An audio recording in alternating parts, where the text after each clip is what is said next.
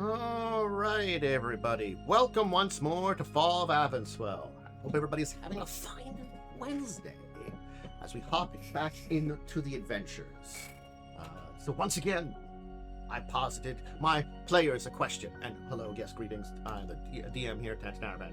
Hello, hi. But I threw my players a little bit of a question here to see and help them begin the role-playing warm-up. Anyway, why don't we have a set of dice rolls? We'll see who goes first for our thing here. Oh, I still clicked on the Talas. I was clicking on the Talas again. We're still taking off the Talas, but I don't think that matters. I think we're back. A return to form. Return to form. So, the question I've posited to all my players is, what makes you stay up at night, unable to sleep? Jesse, we'll start with you. Yeah. Hey, what's happening? Jessie, playing Calder Wrynn, human gunslinger. What makes Calder is mostly kept up by because he's afraid that he'll be alone again. You know, he doesn't get a lot of sleep because he's always worried that because he's starting to like Ixbanor and Umbrin and Talas. Yeah, you know, he considers them now mild acquaintances. They've earned he likes them now. You've earned it. Good for you guys. I helped you break out of jail. True, that is very true. That was bonding to Calder. It was an inconvenience for Umbrin, but that was Calder bonding. He's like, hell yeah, I get the jailbreak with this guy. That's tight. I think it was a serial killer. we freed a serial killer together. We went to Steelopolis together. It was a good bonding moment. I really love the name Steelopolis. Thievington, Steelopolis, and what was the other one? I can't remember. Banditton or something? Yeah, like Banditton, Thievington, and Steelopolis. I really just... It's like... And I love the fact that I was like, yeah, they're all the names. It's just like everybody changed the none of them... No, it's different sections of No. The Thieves Guild, nobody there, because the Thieves Guild could agree on a name for it. They kept changing the name. So it's like, it's like, oh yeah, Thievington, that's where I'm from. No, it's Banditopolis. It's Banditopolis. Get it right, you freak. Anyway, all right, we'll turn over to our second player, and that is Wyrm. Can't was the last one.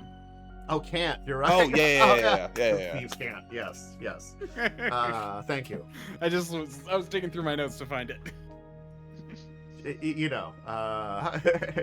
I have to still sort through a lot of your notes. I've done a little bit of that. I just can't. Anyway. I feel that. But yeah, Wyrm, we'll turn it over to you. Yeah, I'm Diamond Wyrm. And I play Ixbanor, the awakened animal ferret, sorcerer, alchemist of grand esteem.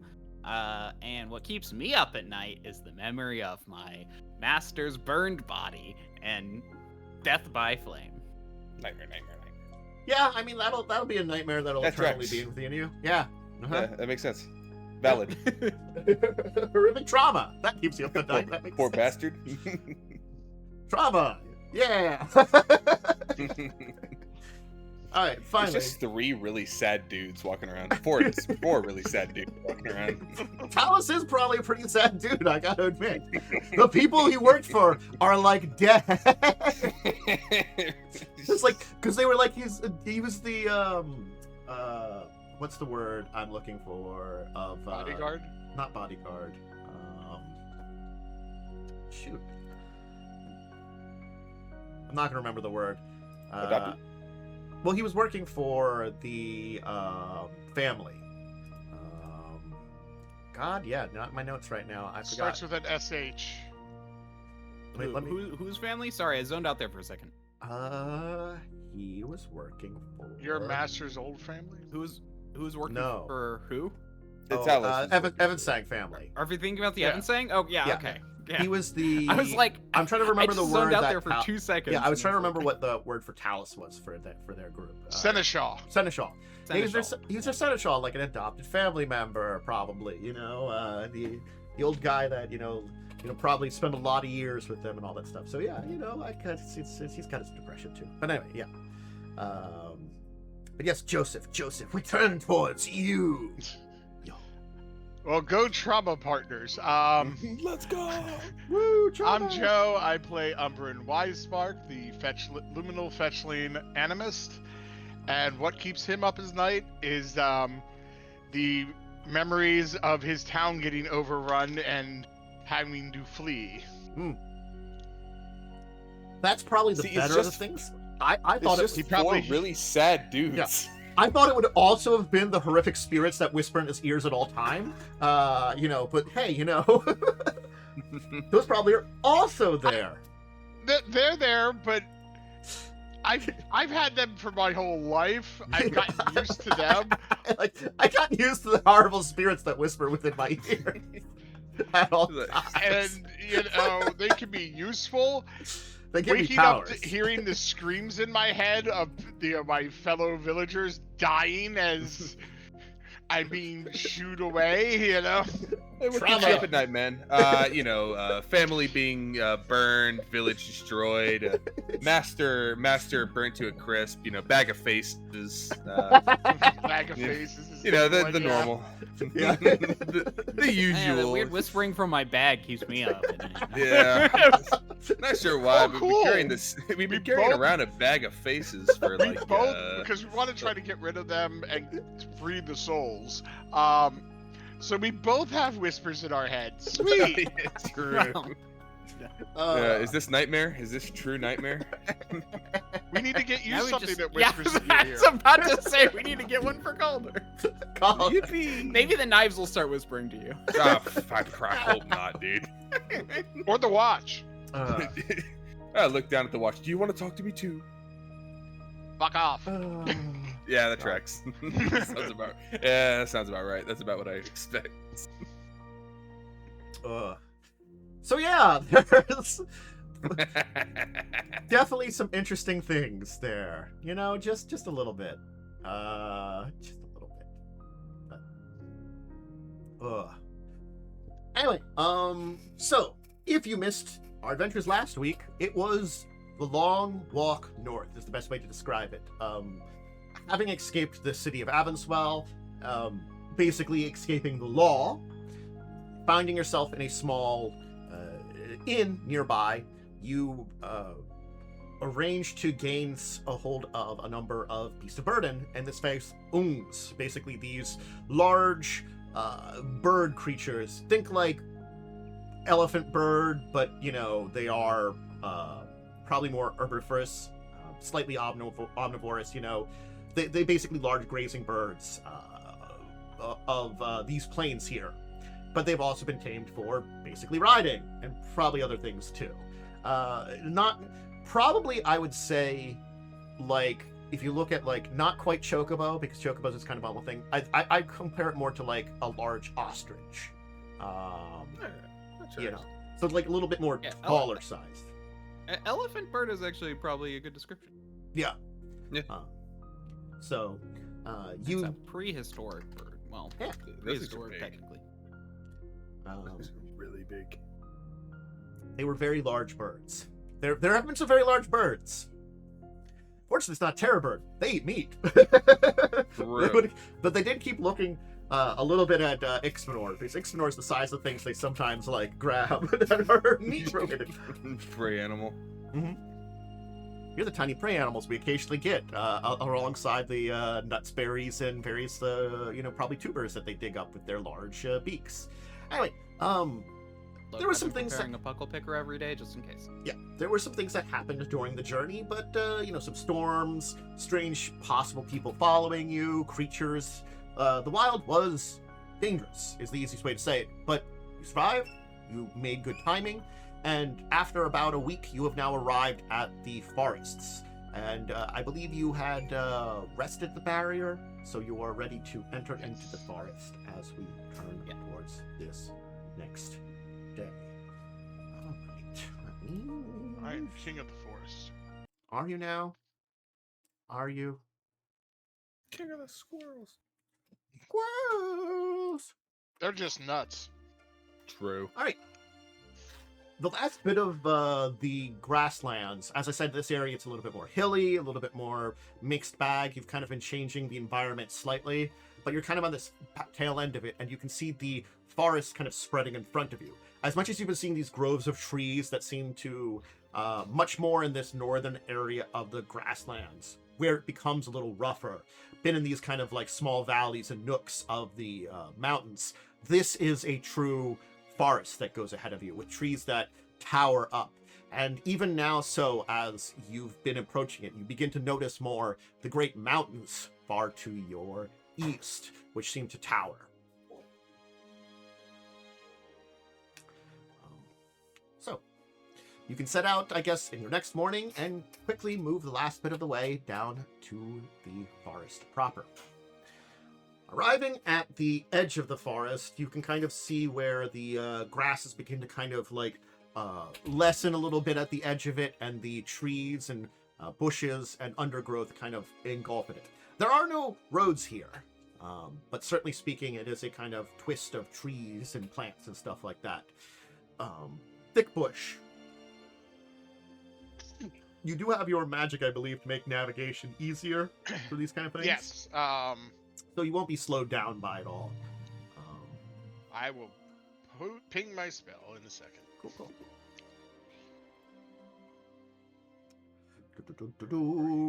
Yeah, go ahead.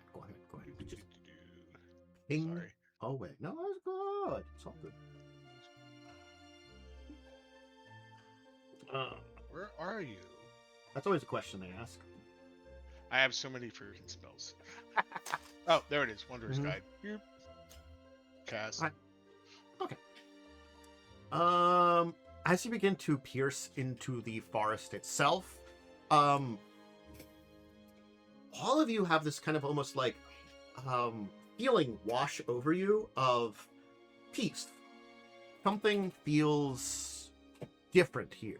The air feels a little different. Kind of like quieter, settled.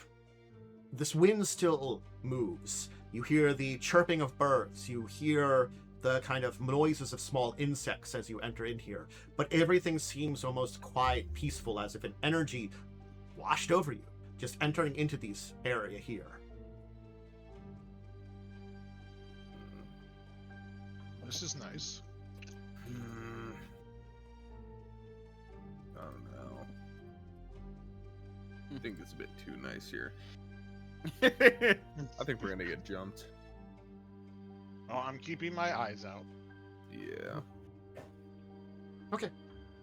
And ears open. It's a bit too natural for me. Where's the horrific knots of magic and twisting of nature itself? Yeah. You're telling me now we're only able to catch a break? Something's fishy. Right. You begin in... Maybe forest spirits protect this place. You begin to navigate deeper into the forest. I will need, I guess, perception checks from all of you, and then I will need whoever's going to be leading you to give me a survival check. You generally know where you're going in the forest, but it's still navigating your way to that spot. So I'll probably be leading. Okay. Yeah, that makes the most sense. Yeah. So, survival. Okay. That's a good check. All right. So, Umbrin, you'll be able to begin navigating through the forest. As much as it's still a little difficult, at very least you're keeping everybody on track as you can. It does require you occasionally to like do things like, I'm assuming, using shadow just to keep an alignment of, oh, you do have a compass? I forgot. I don't remember. Yeah, we have a compass too. Like checking the compass and stuff like that to make sure you're still aligned north. I will say the compass works here, but it takes a little bit longer for it to function. There does seem to be some kind of fluctuations within the magnetic field of this area. Not enough to completely destroy the use of the compass, but enough that occasionally, like, it takes you maybe like a little while, like tap it a little bit, and like, you know, you're not perfect on like north, south, you know, kind of thing. It's like, you know, it still spins a little bit, but it kind of like deviates, but not fully, you know. It's not a spinning compass, but there is like a little wobble in it, so you're never going to go perfect north. Maybe some kind of magnetic metal stones here or something. Yeah, it's possible. Could be a large hematite deposit under the earth. That's tight. I've heard of bowl creatures that are magnetic. Nah, that sounds made up. Fun misinformation, fake news. Fake news. Calder gets eaten by one. But Umbrin and Calder, you two are definitely keeping your head on a swivel. Ixbanor, you're seeing all kinds of things here. There are plants and animals and things that actually you haven't seen elsewhere in this region. These are things that seem unique to here. There are certain kinds of herbs and stuff, and some of them you're seeing here that you're like, oh hey, that's pretty rare elsewhere, you know? Or I heard about this, I never use it in my alchemical stuff, but there's some of it over there. Things like that you're kind of seeing, because you have this kind of knowledge of things that you'd probably use with your alchemy and stuff, but you're taking note of it. Calder, you kind of on your kind of keeping an eye out. Definitely the thing that you'll kind of notice, which will kind of come to your attention a little bit more, you'll probably see a little bit of the, you know, unusual plants and stuff.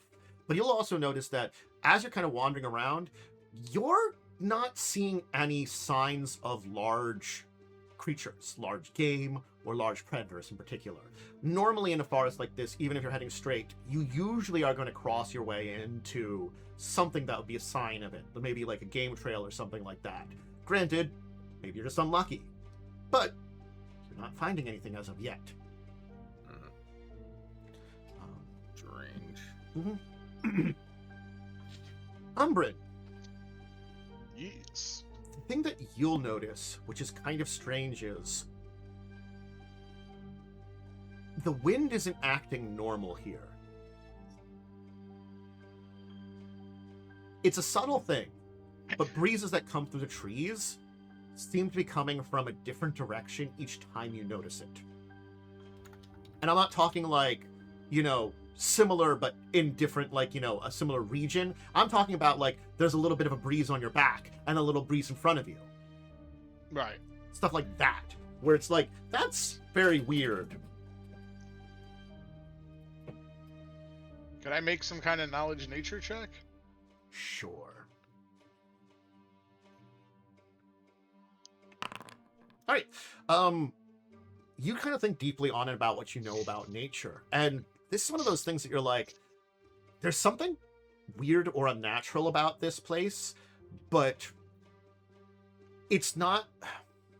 Most times you've heard of strange weather phenomena or stuff that's as weird as this kind of stuff. It's often in times dealing with things that are a little more extraplanar. Like, you've heard of phenomena that exist outside of it, or places where there are connections with the various planes, maybe elemental planes for one thing, or some of the, you know, nearby planes. Whether there's a portal or not, that tends to not even be there, but there are places in the world where it's almost like the barrier is thinner. And sometimes strange things like that happen in those places. Otherwise, that's really the only close thing to like a phenomena that would happen like this affecting nature that you can think of. I'll mention it to the guys. Might be more, but that's the closest you can think of. And what did Calder realize? That there were no large animals in this area. Like, zero. Like things like deer, or even like medium-sized creatures, like you wouldn't find like evidence of those, you know, deer, boar, those kind of things. Very abnormal. Yes.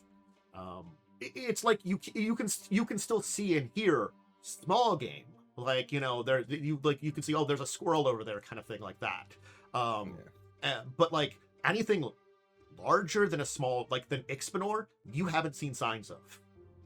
Yeah, something about this feels off.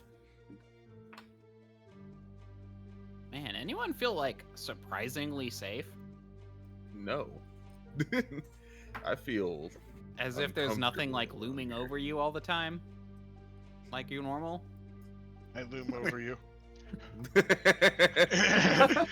Ixbanor, get down! Get down, Mr. President! I mean, Mr. Ixbanor! Mr. Wizard, get down! Is that better? Sorcerer, shit. I don't know. You'd think you'd see something around here. There could be Bear. some kind of connection to another plane with how the wind is acting. Maybe. It just feels.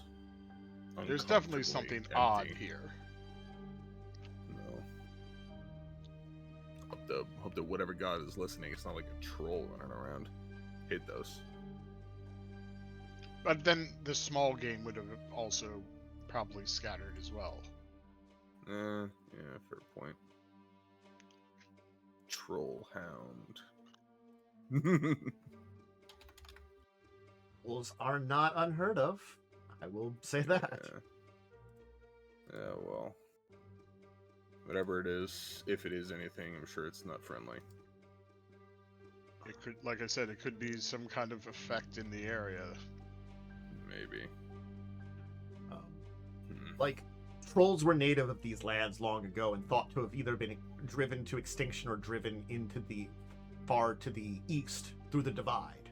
So, But like, it's- you speaking about trolls, you're like, there are stories of them in these regions, you know, it's kind of like it's a boogeyman of this region, but it's there. yeah.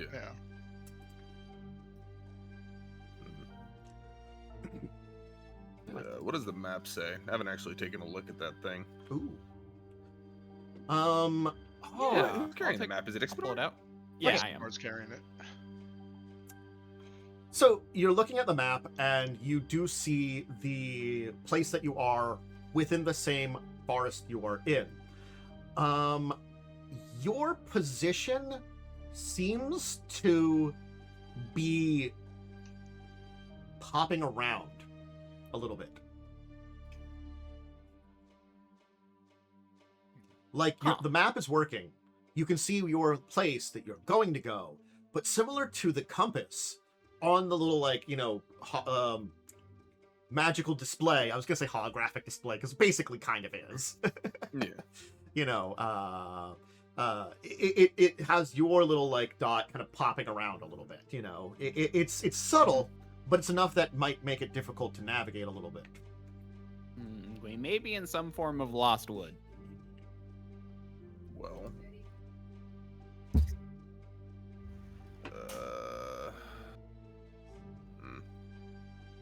I mean, Umbrin's magic is guiding us pretty good for the most part, right?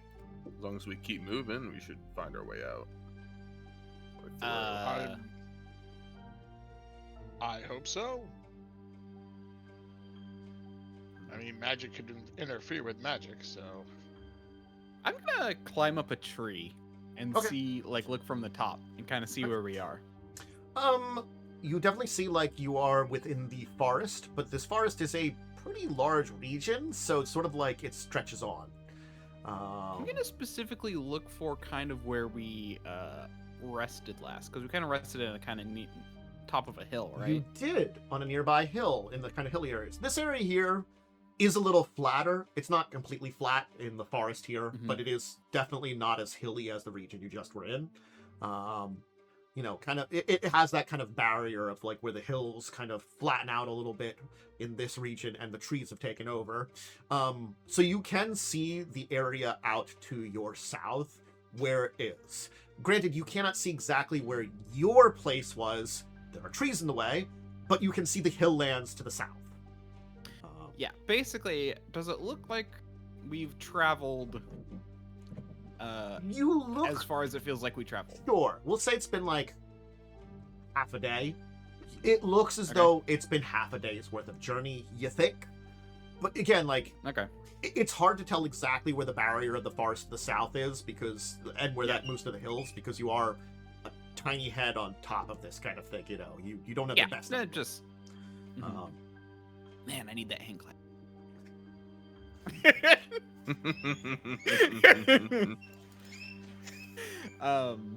Okay. Well, it looks like we've made progress. It seems about the distance that we should have traveled, so... No, this good at least. All we can really do is keep moving forward and hope for the best. Suppose Alright. so. Alright. About once an hour, I'll take a pop-up just to kind of Sure. see if I can anything also seems send odd. up Shadow. Shadow too Yeah, to get okay. an aerial. Alright, 2 eyes are better than 1. Alright. 2 bears. Then why don't you all give me a second round of perception checks, and then also give me another survival check. We'll say this includes you popping up, checking stuff, and things like that. Okay. Oh, also... Another 28. That's some pretty good checks from everybody. Talas, as usual, is the one not rolling very well. Yeah, naturally. Mm-hmm.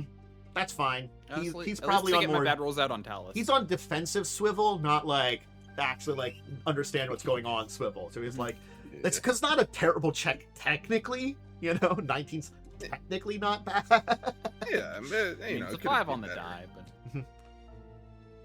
but... He's got at least a certain swivel that helps out too. So you continue to navigate, and you are getting pretty well through this. And as your day comes towards an end, you will begin to approach the small stream that passes through this entire area and eventually heads north to connect up with this. The stream that kind of twists down and comes into this forest.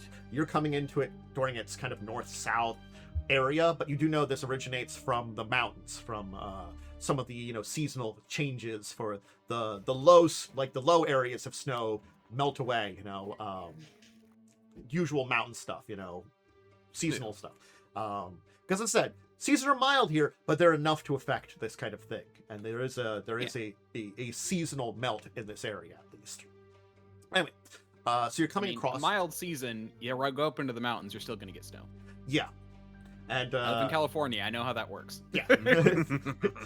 Just because it's a mild season doesn't mean that there aren't seasons and they don't have effects that can be there.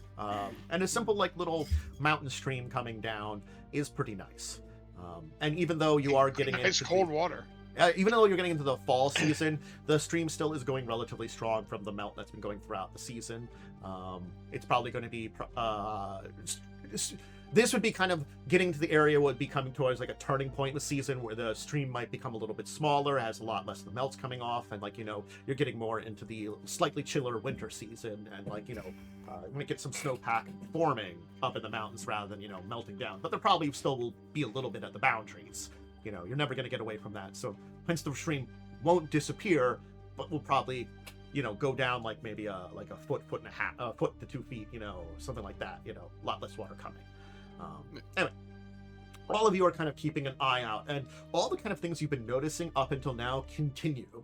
The, strange winds, the lack of creatures. But as you're approaching the stream, this is the first point in time you will see signs of something larger. You will find a pair of massive antlers, something that had been shed from something. I'm talking about something that's at very least I'd say moose-sized antlers. Big thing. Okay, are they moose-sized antlers, but are they still a rack, or are they? They would be a rack. I would say they were more deer-like, but on a creature the size of a moose. So giant, elk or deer, rather than moose form. Can I make a Umbrin. nature check on those? Sure. All right. Must have been hell of a buck. Yeah. As you're kind of looking over them, you will notice certain things about them that are very strange, and you will remember that you've heard stories of what this might be. This is not a normal deer. This is a type of almost fey-like deer, which are known to protect forests. You can see why, kind of almost it looks like shimmering gems that almost are on the kind of base of the hair inside the base of the rack, where it still has some of the fuzz on it and stuff like that, and where the entire thing here seems to be made out of something that's a lot harder than your average rack of antlers. This seems to be some kind of protector of the forest that these are off of. I believe probably Fae. Well, Well, hope we're on good terms with it. don't light any fires. Got it. Mm-hmm. I mean, I don't think we've done anything that would upset the creature. I don't know. Aren't Fae weird? Depends on the Fae. Uh, Some are more prankterish. Or Some are naturally more pranksters than others. There we go. yes, there you go. Thank you. Mhm. Trying to find my Thinking of- wording there. I think you're also trying to think of mischievous. Mischievous, yes. A good word to use there. sure, I guess. Mischievous.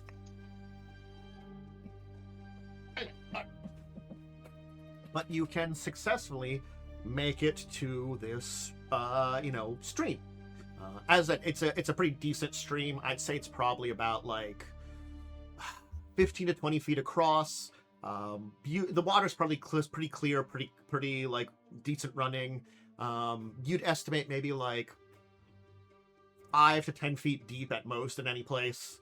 There are kind of like small, like, waterfalls around here once in a while, as like, it is technically going, downstream, heading north. So like as you're following it north, which is what you knew to do, you are going to have occasional like falls and stuff, but they're more like maybe like 5 feet at most. They're no like giant falls or anything like that. It's Ooh, shower time. yeah, you can take kind of one of the things. But it is also getting late. Well, I suggest we camp next to the stream anyway, because it's useful. We can clean up a bit. I will go and try to scavenge for some for dinner. Okay. Sounds good. All right, it's a pretty good check. What are you looking for in particular? Just in general, just looking for some stuff? If we're trying not to do a fire, I'd probably do more like berries or fruits. Well, I was more saying like if we can light a fire, we just shouldn't like set things. We shouldn't. My point was also, more, don't I'm use just fire magic.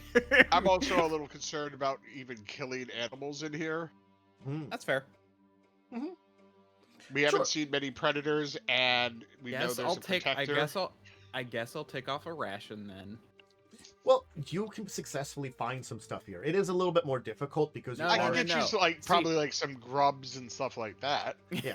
Because my character, ferrets are obligate carnivores. Yeah, I can probably get you like some like insects. I don't think that's going to be Sliming an and issue. satisfying. There will be a couple things you'll be able to see. You'll notice some, like, in this area, there are some interesting types of lizards. Certainly there are fish in the stream, a couple of things like that. You might be able to gather maybe like some crayfish or something like that. Probably if you wanted to grab those. Yeah, but I can do that because like fish eat fish, so that shouldn't be a problem. I just don't want to. Okay. Yeah.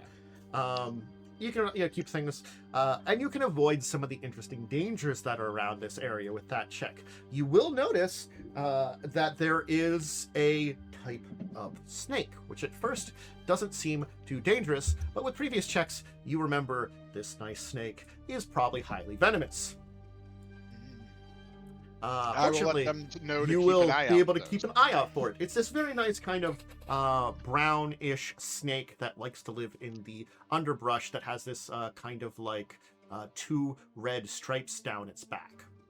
Oh yeah, that's normally something. Anytime there's red, that's normally a sign of danger, or something mimicking the sign of danger. So yeah, you'll be able to identify that and keep it out of the way of the campsite that you're kind of putting together. But you'll be able to have some nice rations. It's food. It's probably like, again, like if you're looking for stuff that you're not going to cook and various stuff that's like very non-invasive to the entire place, it will take you a little while. And I'm assuming everybody else will kind of set up camp in the meantime. But you have a nice dinner. and be able to provide for everybody. So, it'll be night, and I'll need watch. I'll need checks. I believe the order was... What was our order? It was I was first. Ixbanor. It was... Oh no, it was Ixbanor, then Calder. Ixbanor, Yeah, Calder, then- Umbrin, Then Talas. Umbrin, then Talas. Yeah. So I need perception checks from everybody as night passes, and you have another nice night.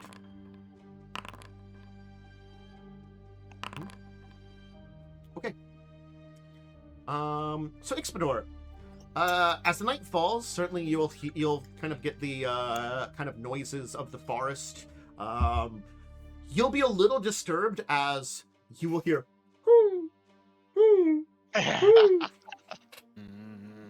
They're back! Dear God, they're back! Giant owls. Well, it doesn't need to be giant. I know. I'm just making. But other than that, it'll be kind of a quiet night, and there'll be a little bit of that kind of like moonlight coming in through the trees and stuff like that will kind of shine down in the area, and especially with the stream here that kind of creates this little bit of a barrier that kind of cuts through stuff. It, at very least, it's not enough to like really part the forest with the canopy above, but maybe lighten it a little bit more, that there's a little bit more light coming in this region from the moon, as the weather seems pretty clear. The wind does still seem to kind of like wisp and kind of like move around and all, and other than that, it is nice and quiet. Of course, then I believe Calder is next, then Umbrin, right? Yeah. Calder. As the night kind of comes, it is a kind of chilled night a little bit here. Certainly by the water here, you're feeling a little bit more of the chill than you were out in the fields. Again, back end of like the fall, getting into that back end of the fall season, so it's a little bit more chilly. But with this colder water coming down from the mountains, it's definitely getting a little bit of a chill in this area here, cooling down things even a little bit more, as the water kind of transports the chill of the mountain down all its way. It is cool, crisp water, sure, but you're feeling the chill coming along with it. It draws away the heat. Yeah. Plus, it doesn't get as much sunlight, so. Mm-hmm. No, fair. All right. Soon though, Umbrin, you'll be gotten up, and you'll kind of get up and start moving out. You're gonna notice something. So, there's an arrow sticking out of the tent.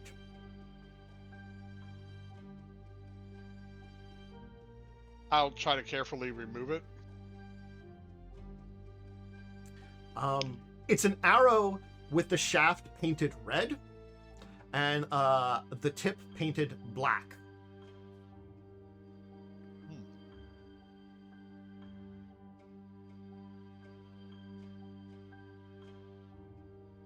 Certainly wasn't there earlier. Oh, yeah. And this is at the changing the guard. Calder, you did not notice this show up. And Calder's already asleep.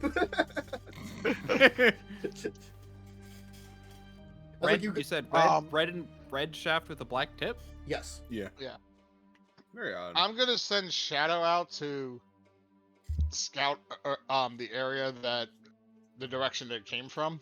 Sure. And Just give me perception. well, actually, I'm gonna wake up Talas Mm-hmm. to at least have him watch over me, so I can look through Mhm. Shadow's eyes and not be completely. My time yet? Oh. Almost. Someone shot an arrow. Oh. I'll hand it over to him to look Let me at. get my weapons.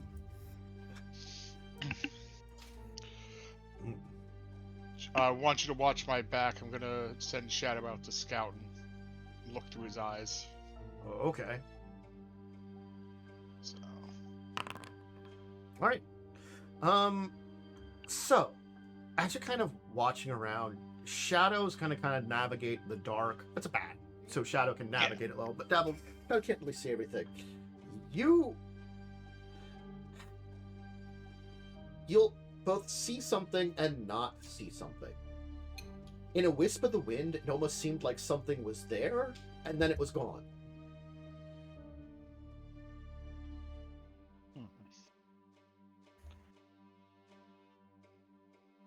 Could be something invisible. It could be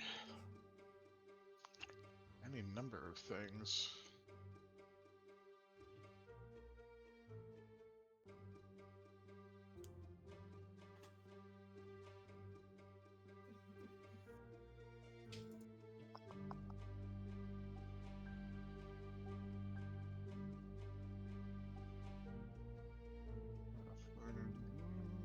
Mm. I'm just double checking some Yeah. spells here. Do you find anything? Something appeared but disappeared. It's like in the wind. Should we get everyone else up?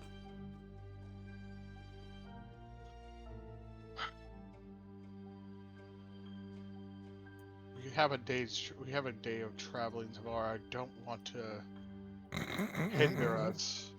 I'll keep an eye out. Just be extra sharp on your watch. Sure.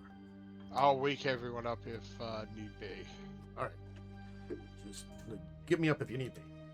Talas will Will back to bed. I am going to. I think.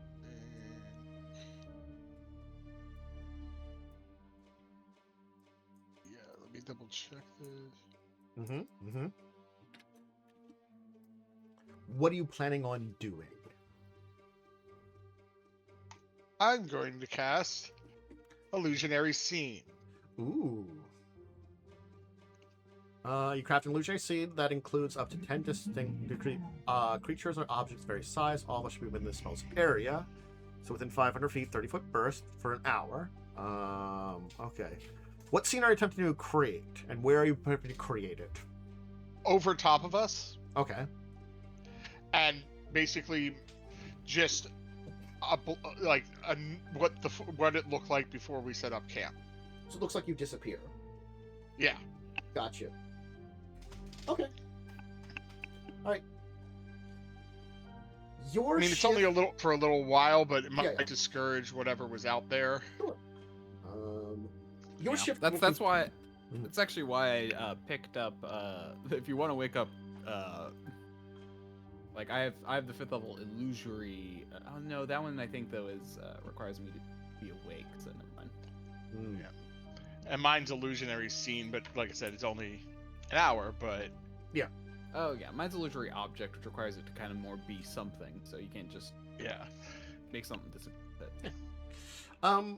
The night will go fairly quiet and very uneventful after that. There seems to be no more signs, and your illusion lasts for a period of time of the, empty area there. But certainly after that, there doesn't seem to be any other kind of sign of anything that's noticeable. And your shift will pass, allowing Talas to take over. Right. Let's see here. What did Talas roll? I have to check what he rolled there. 23. Okay, gotcha. Cool. All right. So Talas will not wake any of you in the course of the night. But as the morning is kind of coming about and everybody would be kind of close to waking up soon, Talas will then kind of move in and kind of begin by waking you up, Umbrin. Yes. Something strange has happened. What's going on? I found myself dozing off. Much more than just feeling tired. All of a sudden, my mind was quieted. It felt like maybe some kind of magic, or maybe, I don't know, maybe something you fed us. I don't know what it was, but something filled my mind with exhaustion. When I woke, we had something else to look at, as he's going to show you. In the area in front of where all of you are kind of sitting on watch, and where Talas was, is now a set of 3 arrows in a kind of triangle.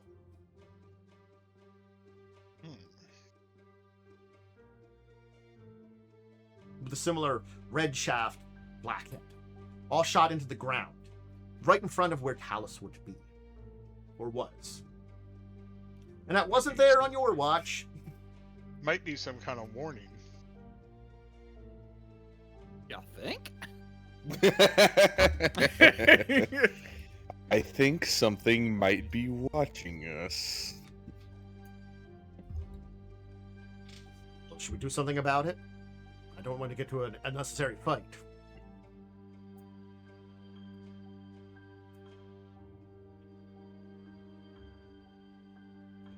And should we wake the Think others? of it. Wake the others. It's about time to start moving anyway. It's probably a little early, but not so much that you're not getting a full night's sleep. You know, it's like maybe like half an hour early or something like that. So it's a little bit more before like you'd normally get up around the crack of dawn. So it's a little dark out still, but the light's beginning to kind of come up as you're all woken up by Talas. To be revealed, the 3 arrows in the ground in a triangle shape. I'm gonna cast Detect Magic on them. They are not magical. Can I make any kind of check, like society or something, to try to? Though, Is there any? you will detect something, Ixbanor. Okay. There's low-lying magic all around you. We may be inside something. Cool, can I go back to sleep? No. Fuck. It's time to get up. Calder, it's time to get up. Come on. Don't make me dunk you in the stream. No, I don't want a bath. Crotch first. No, it's so cold. What's with the arrows? Art thing? Someone shot them in this direction. I think it might be some kind of warning. Obviously, they didn't hit. No, that's not a very good warning then. Oh no, that makes it a warning and not a kill. I would have rather not been hit by 3 arrows.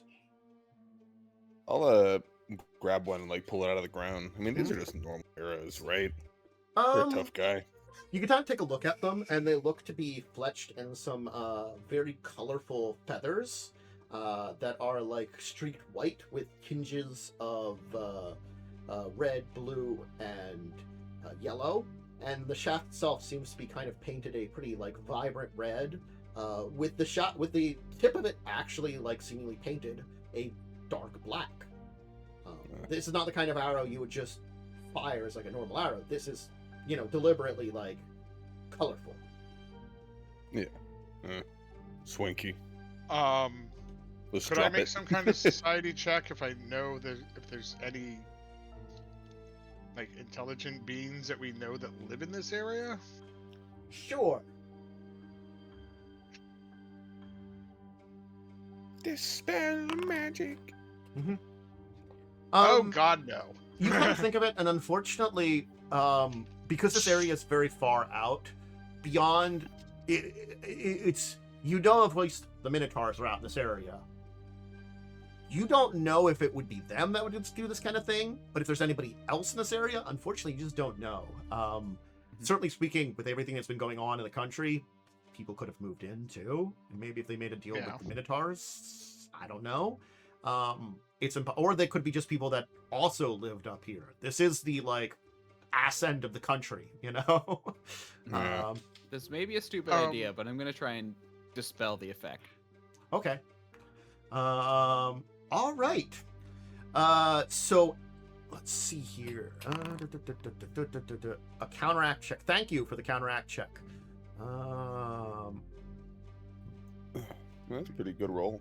That's a pretty good roll too. Yeah. So you will cast Dispel Magic, and everything will kind of swirl around you for just a second, as it seems as though the entire area you are in will shift. And standing before all of you is a massive buck with shimmering white horns. Son of a bitch. Well, I'm going back to bed. I was gonna walk into the tent. Like, I'm not dealing with this, man. It's too early. I'm actually going to kneel. Mm-hmm. We don't wish your area any harm. We just wish to pass.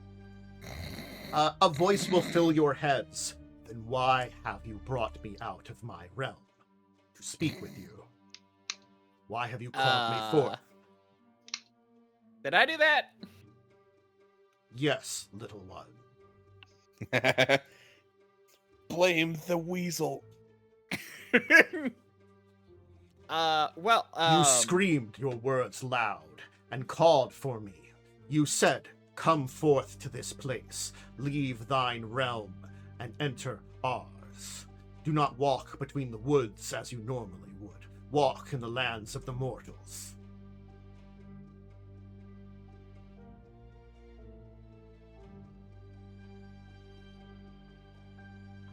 Why? I'm just gonna look at him.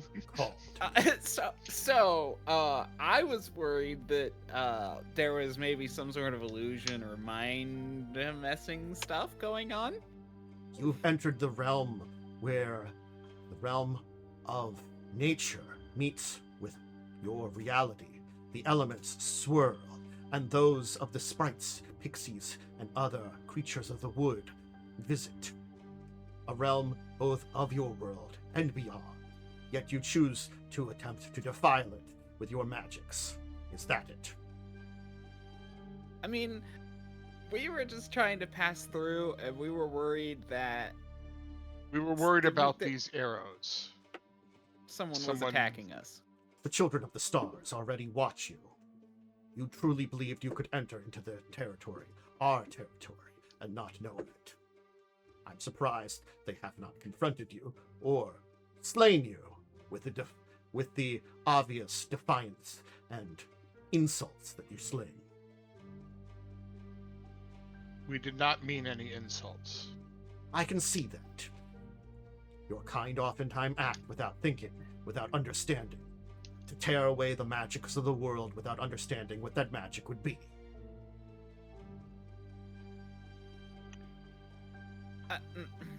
I very much do apologize. It was. I thought there was malevolent magic. I probably should have.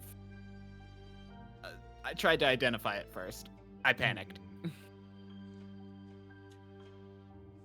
Can you tell us? I'm surprised sorry. one born of the wood would allow themselves to leave and lose it so much.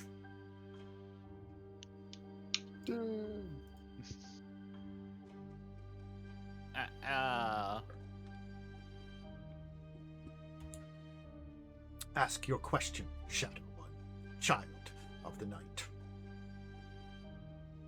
Do you know if the creatures that launch these arrows at us mean us harm, or is it a warning to stay away from a certain area? We don't want to upset anyone. Well, Oh. they will have known that you have contacted me. They act sooner than they were planning. What they will do, I do not know. We share the realm, yet we do not. Mine is underneath, the in-between, to walk, to only step occasionally in your realm. I guard it, I protect it. I understand where the realms meet. The Star Children are the Minotaurs, right? I feel like we heard that name before. The Children of the Stars? Yeah.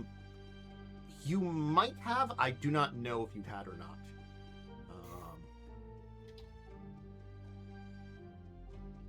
Can you tell us what the children of the stars look like? They look like anything. They walk upright. They are no longer, but also still connected with the land.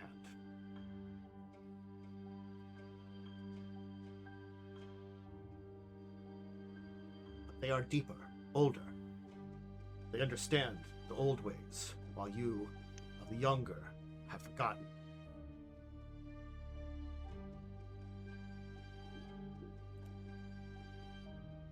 Would some call them minotaurs?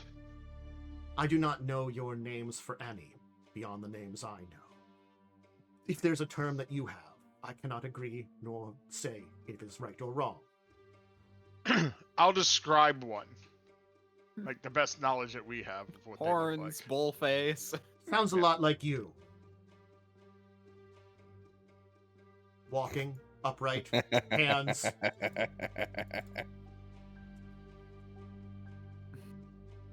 Well, could you point us in the direction of them? We would If like they to. have marked you, they have already seen you. They already know of you. And once I leave you, they may approach you. Or they will not. I do not know. They watch and guard and understand. It will be their choice, but they will make it soon. I know that. Is there like some sort of offering I could give this creature? Like, what would I roll to know that? I mean, Ooh. what can you really offer to something like a nature, like a forest god? That's up to you. What you want to try to do to try to piece it. It's obviously upset with you, but at least understanding. And it's Yeah. been very patronizing at this point in time. Yeah. Oh yeah. Yeah, I'm gonna say, is there any kind of offering that we could offer the Children of the Stars? Do you know something that they may want or like? I believe there is nothing left in this realm that they would desire. But the things that they need for their earthly bodies is to their own. As a creature that has touched the realms of soul, much like them, and the realms of divine, I need not know.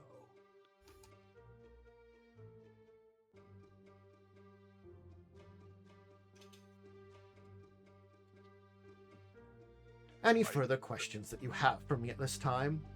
As much as it has been nice to converse with you, I do grow tired and weary of this. I must continue my walk. The realms must be seen. Do you know? I'm gonna just hold up the map. Like, do you know where this is? Like, point to the place we're going to. You show a magic that is both old and new, something that is twisted yet familiar. You speak of things that perhaps you do not know. The answer to that is yes. I know of a place that reeks of this magic that you look for. Something ancient, something dangerous. And I would advise small creatures like yourself from avoiding places like that. You do not know what you mess with. Sadly, risks must be taken to save the lives of many, potentially. But isn't the There's way a of great nature? evil that marches in this world that is not of nature. But it is both of nature and not. You do not understand and sense it. You do not see what it does to the realms beyond my own. I can see, I can feel, I can understand. It is nature. Nature, to a degree, more stronger than I would ever. Deeper.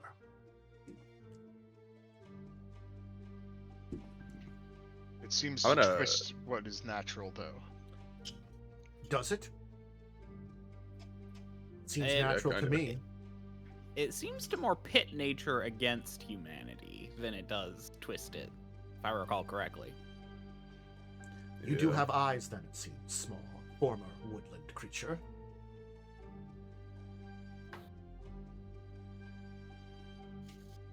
Those evils you seek mean nothing beyond us. Your concepts are both quaint and alien. Nature is nature. It can be, as you would say, kind, but also cruel. It, to me, to you, your battles, your wars are nothing more than nature. If they are the most fit, the strongest, they will devour your people. But if you will prove yourself strongest, you will devour them. Is not the way of nature to do so?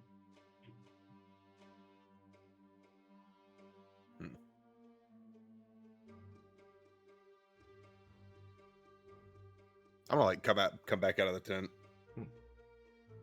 I don't know. That seems kind of fucked up, man. Oh yeah. Actually, I have a question. Can we have your antlers? Oh gosh! If we like, already have 'cause, like- some. yeah. Okay. I just wanted to make sure it wasn't rude if we like kept this. They are gone from me, no longer needed, lost of me, but yet still part of me. As I walk in Okay, the that- world and become part of your world, do I age? Do I change? Do I Okay. shed? Through the mask, You're talking like about Calder's the eyes antlers. kind of like glaze over. He's like, all right, yeah, sure, man. You were talking about the antlers we had. For a second, I thought you wanted Yeah, to yeah. get his No, antlers. no, Calder's not that stupid. Hey, man, can we kill you and take your antlers? Well, you maybe not kill. You can just. That'd be saw like them really off. tight, man. It'd be really nice if we could, like, just take off your antlers from your body. If that's not bad, Yeah, can we just have those? Yeah, they look You're not really using them, nice. right? Yeah, they're not using them. Appreciate it. That'd be really appreciated. No, I was referring to the ones that got shed. I was like, yeah, there you go. Well, thank you for talking to us. We're again sorry that we disrupted you.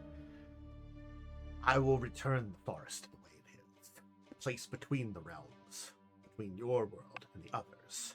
Be aware and be advised, as much as you are far from order, your disrespect could easily tear a hole if you continue to do those things.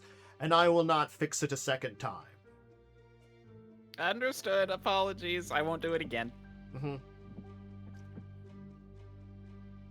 Let the forest reclaim you. It'll kind of like lift up one of its antlers and kind of stomp it down as like the entire that kind of shift back that you did, you will shift back with a lurch back to your campsite. And everything will seemingly back to normal. That was horrible. We're not bringing that guy with us, right? When we leave? No. Thank God. Ixbanor, question Yeah. for you. That sucked. Yeah. Is there any way you could see what this paint is made of? Yeah, I could do an identify alchemy check. Sure. Maybe we can figure out. Ooh, You know, alchemy, you say? I would like to give it a shot as well. That's probably good. 'Cause Hell rolled yeah. Pretty trash. You're That's kind of my looking at it, specialty. it's very like dry and stuff. Wow. I'm gonna re-roll that. Okay. You did roll a Okay. 2. Which was worse than 4 from Ixbanor. That's a 40 though, so you have rolled very well. So Ixbanor, you kind of look at it, and unfortunately, it's dry. It's really hard to tell. But Calder, you're kind of look over things and kind of begin to understand it. You're Kind gonna of shaking a little bit. you can identify, certainly speaking, how these paints seem to be made. They do seem to be very natural dyes. Very vibrant, though. You think it's a basically seemingly combination of a number of berries with probably some other kind of plant material that's keeping its color in the paint. Similarly speaking, the black seems to be made out of a rudimentary paint made with ash and stuff like that. But there's something else in there that like you're trying to like identify it, and you think it's something from, again, all of this seems very natural, but you're not sure what it is. Maybe like the closest you could think of is you do know in certain circumstances like insect crushings can sometimes create very powerful colors. So you're not sure if it's that's what it is, but there's something else with the charcoal that's making this black stand out as much as it is. But it does seem to be like natural. Unfortunately, your lack of knowledge of nature in this area is kind of like coming down to like, I know this is like something like beetle crushings, but unfortunately, like you don't know if it's insect or maybe something like from some other kind of small animal. But it is definitely like giving that kind of black a very deepness more than just the charcoal. And a lot of it does seem to be, other than that, natural plants to kind of like stabilize and, allow to dry the stuff. So it's a very fascinating, very well made natural paint. Yeah, not bad for people who do nothing but, I don't know, eat roots all day, hug trees, or whatever they do in the forest. They're we should probably take a- listening in right now. Yeah, but I have a gun, so. That doesn't help if they snipe you in the forehead. What do you think the mask is for? Okay, in the heart. Why do you think I walk around wearing a steel welding mask all day? Because Calder knows that one of these days he's gonna get shot in the face. There's a loud kind of thunking noise as it's like, please be quiet. As standing in the middle of you is a large Minotaur man, dressed in very fine robes, holding like a large wooden staff of gnarled roots that seems to end in kind of like a carved head that looks as though it's like kind of like almost like a bear at the top of it. Where do you people keep coming from? We're children of this forest. We know its secrets. And you are loud and disturbing. And you have not only disturbed us, but yet you disturb the great guardian of the forest. What the hell? Yeah, I do you apologize for that. Yeah, that was. I like point down at Ixbanor. Yeah, that was more his fault, really. want? What do you wish here? We are seeking your people in the mountains. You cannot go to the mountains. You would not be allowed to our people, and your kind would not. He'll kind of like look over you. This is like a 8-9 foot tall, like broad Minotaur man, kind of very muscular, kind of dressed in very simple, like almost like leathers and robes that kind of like go down and kind of like very vibrant, like kind of greens with like flashes of like brown and stuff across it. You would not survive. I don't think you're giving us quite enough credit. No, I'm giving you too much. We were seeking you out because we thought you might know of a location of a place we're trying to get to. So if you can't take us to your village, then perhaps you could point us in that direction? You do not seek the village of the mountains. You seek the village of the forest. Ah. That's probably true. But He's isn't gonna the kinda forest shake in the his head. mountains? He's going to take a look to his left, look to his right. These look like mountains to you. No. I mean, they were pretty hilly when we came in. Yeah, true. We were told that where we needed to seek was the mountains. Maybe had the wrong information. The information you gave was in an area that was kind of at the foot of the mountains. That's the directions you were given. Okay. Yeah, I did say they were next to the mountains, not on Okay. the mountains when I gave you directions. Okay, then It's we fine. misspoke. Well, we misunderstood, and that is Yeah, totally it normal was- for a party. That is totally Sorry. normal for your part. The foot of the mountains. I apologize. Why have your kind sought us? What is it you want? We seek an ancient temple to a god.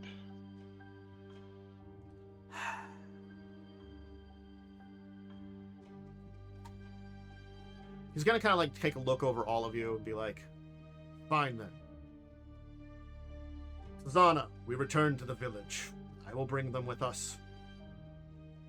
Seemingly almost like appearing from one of the trees kind of leaping down as like the wind almost kind of whips off of her is this Minotaur woman that's dressed in like, like very hardened leathers with like metal reinforcements, carrying a bow that's almost the size of her. And kind of just like jumping down, and she's just a little shorter than him, maybe around like 7 foot tall. As she will kind of look over you and kind of snort. I just gotta like nod my head. It's like, so. He's gonna kind of like lift the staff and kind of like move it as it almost sees like this wind will kind of blow and the trees will part and it'll be like, follow me. Thank you. We walk Yes, between indeed. the trees and the realms. I'm just gonna walk in silence Mhm. and Alright. follow. Yeah, that's fair.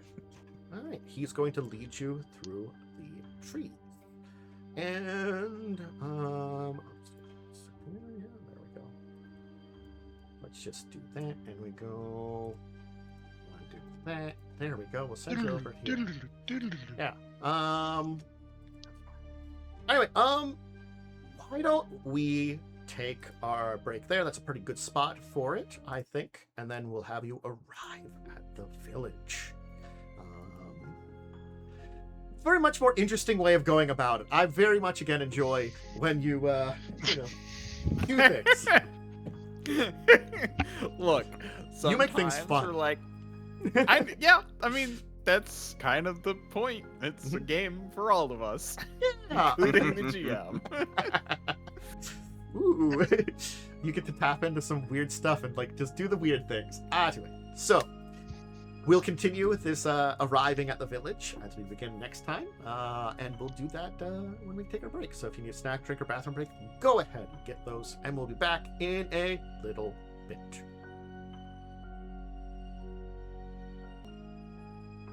The answer to I'm not spiritually here. Oh, you're not spiritually here? Well, too bad. We're all back.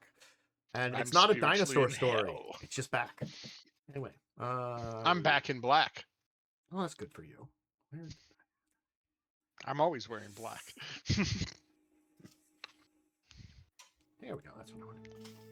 All Plus, right. I'm wearing my skeletal suit. Ah. Is that like an actual suit of skeleton bones or something? Or No, that's the suit I bought in town. It was all white. Yeah, and the like super had nice the- suit that was like had that skull get up. Yeah. Oh yeah. Yeah. Yes. No, I remember what you bought. I wouldn't call it skeleton suit, but yeah, sure. It's my skeleton suit. Uh-huh. It's just, that's the scoop. Anyway, following the Minotaur, you'll kind of almost walk through the parted forest and find yourself in a quaint village in the middle of an area where the trees and stuff, the kind of stream kind of passes through it, and the buildings are made around the trees, and it is a very quaint, nice looking natural area that you've kind of emerged into in amongst this entire area. Welcome, travelers. So, I am Tazana, Watcher of the Land. Is Nazima, Guardian of the Wind. We overlook this place and are its guardians How do you spell and those? protectors. I will put the names into chat here. I'll put both of them in here. Thank you. There you go.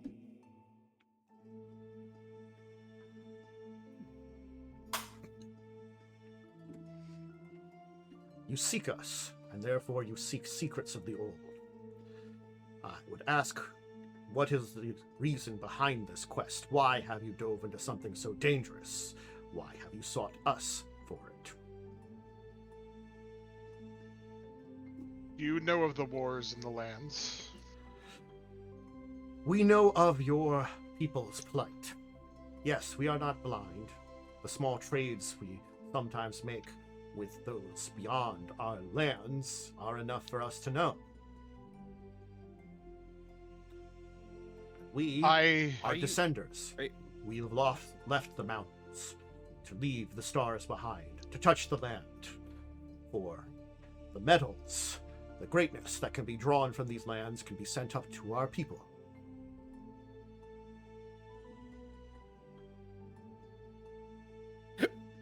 we seek. Oh god. Are you not worried about what's going on? Are you not worried that you'll be next? The forces that you face will not come for us. I'm sorry.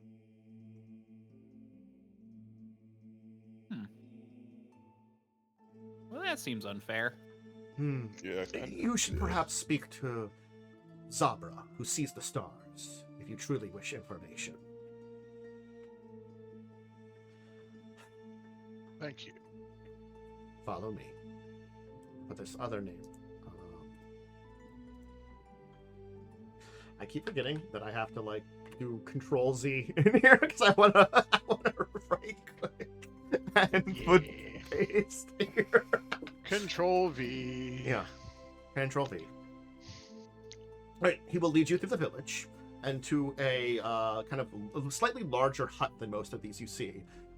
As I said, they are very circular huts that seem to have multiple egresses into them. They are definitely larger than the kind of things that you would see, but also in a lot of ways smaller. These buildings, which you can tell from the entrances, are built for these people that are of the larger size. They are, they generally seem to be at least between like 7 to 9 foot. It does seem that Tazana here is a little taller than your average Minotaur, while Nazima's maybe on the, maybe a little bit on the small side. but a little bit more lit, and that might help with her being all up in the trees and stuff like that too. So it's kind of like that. More Like, agile. 8 foot might be like kind of like normal size for like a minotaur here. So it's buildings that are built for bigger people, but they aren't large buildings. You know, they're very simple, and they seem to be very much so like very one-room buildings. But there's a slightly larger building that seems to be a cluster of 3 almost circular structures kind of built together, with almost like this much larger grand entrance built into it, marked with what looks to be some bones of various animals that seem to be interwoven with vines and berries and markings that it seems to be some kind of like marker of something special. The entire place also, as you kind of are led into it by Tazana, seems to have this kind of black paint over all the top of it with, it looks like little white spots that it doesn't take you long, especially after what you saw down below, to realize that these are stars marked on the roof of this building.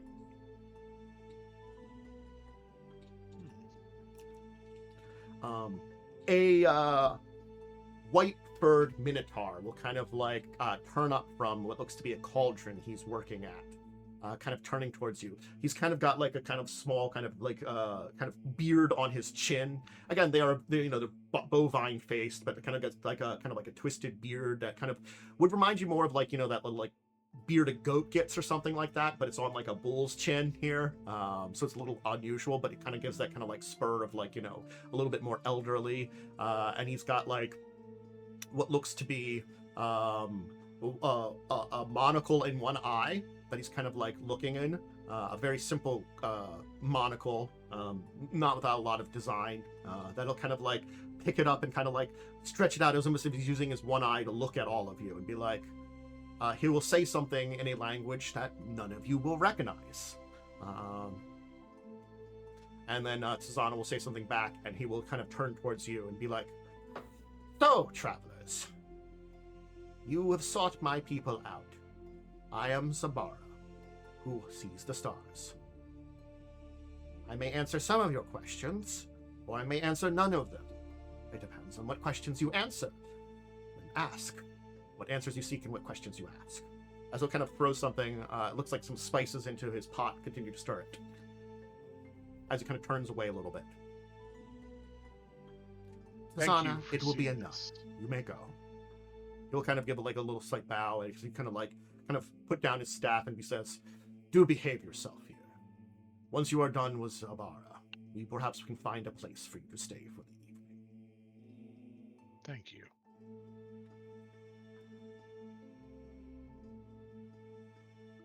Well, speak your languages, speak your words. We seek an ancient temple of a forgotten god.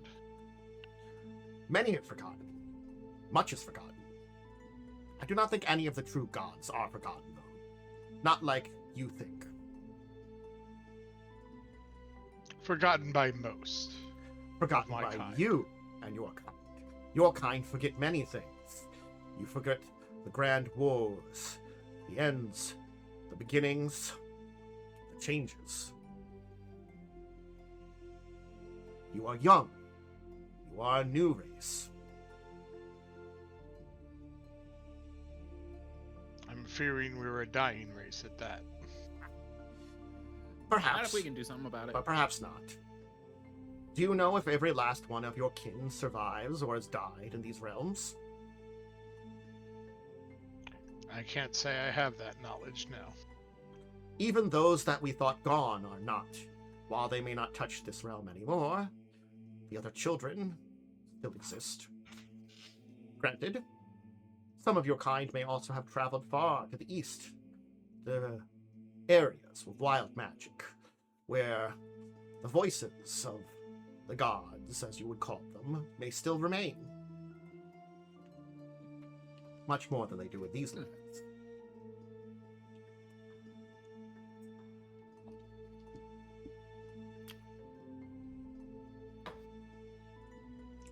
I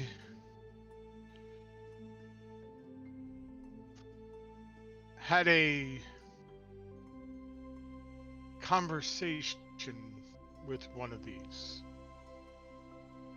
The temple who it's honors. A conversation, you say? With what words do you speak?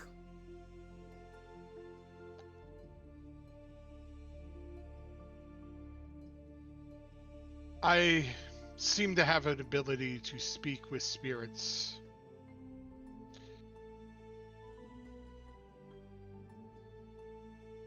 The entity told me a possibility to move our people to a new realm. New realm. My. Strange.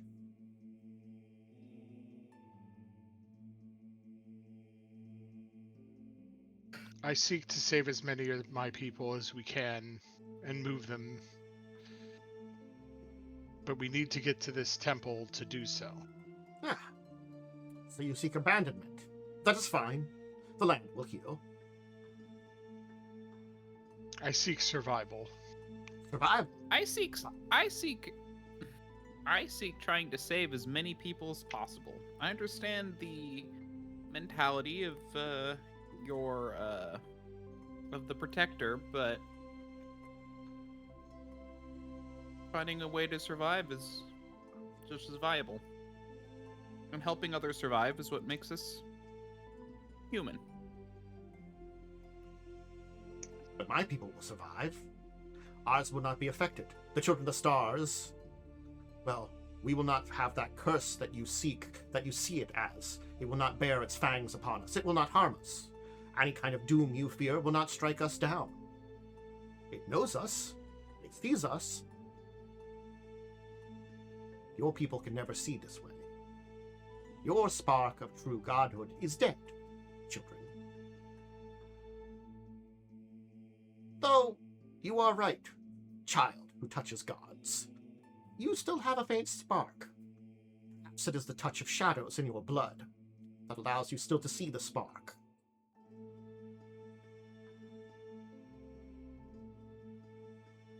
I am not sure why I am. But I just want to save as many of my kind as I can. I have lost too many. I have seen too much death. Do you know of this world, of the forces that you seek now to dislodge? You choose a path. I know what was shown to me. Then what was shown? Speak your words. Say what you can. I saw an ancient society that worshipped the sun. I saw their practices. I walked in their footsteps for a short time. You felt the past. So, Yes. you would see the children of the sky and understand them. And so you seek the children of the stars. A fascinating thing.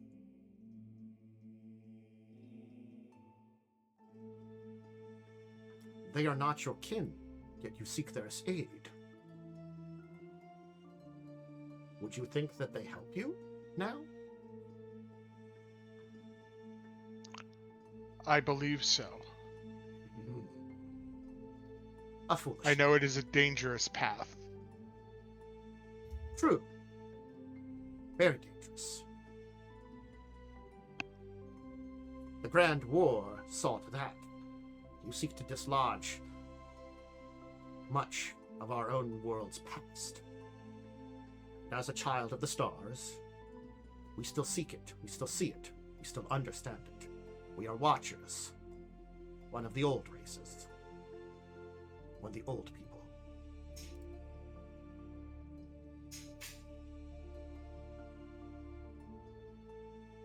And that is why I come to your people to seek this knowledge that has been lost to mine. If you are to know what you face, then perhaps knowledge is what you need. And then, once you know, you can make a choice if what you seek is truly worth it. Where do you want to start? For I may speak of many things, many secrets that are lost. Knowledge is what we people keep. We know the stars. We read them. We remember.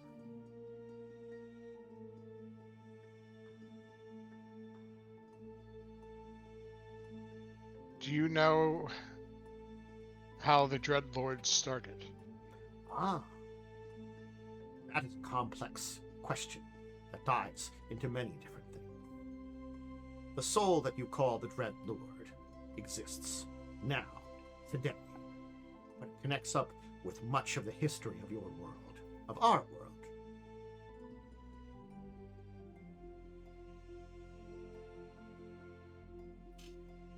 Just as they have touched the spark of the divine, like you, there's perhaps more to that, more power, more strength. That is a hard thing to say, whether it actually is. But where to begin, well, it might not be the right question.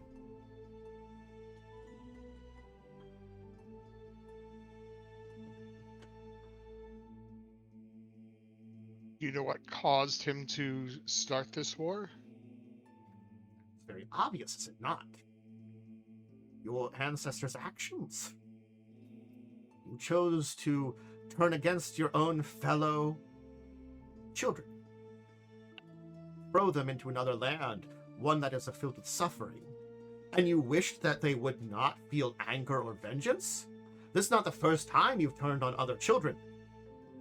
There's only one reason we remained, when your kind turned on we three, which brought your world, the first 3 children.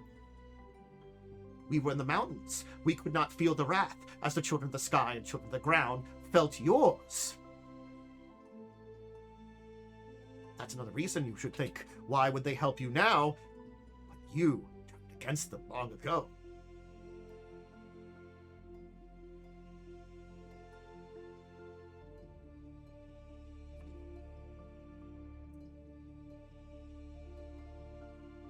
So, I ask, do you think it's in your nature to turn against your other children?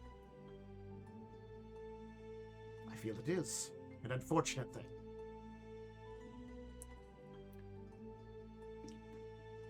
I feel that some people, the ones who are believe themselves powerful, think they can do what they want.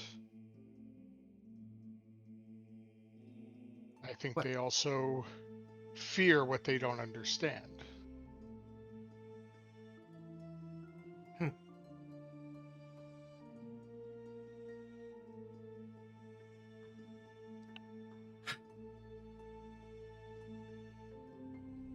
You are filled with questions, Spark of Divine.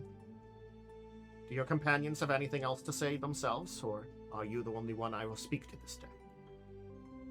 Small child of nature, you? A man who hides his face? A child of this land, whose people were driven from it by these others.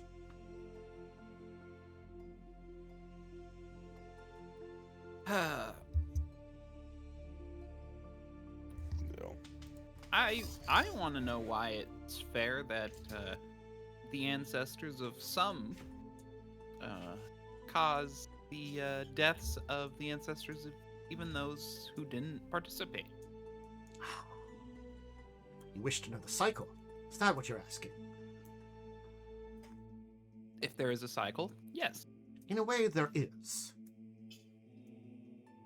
Surely, in a way, there is. Perhaps, then I can answer that. I can tell a tale, one of many that I know. As he's gonna kind of turn and with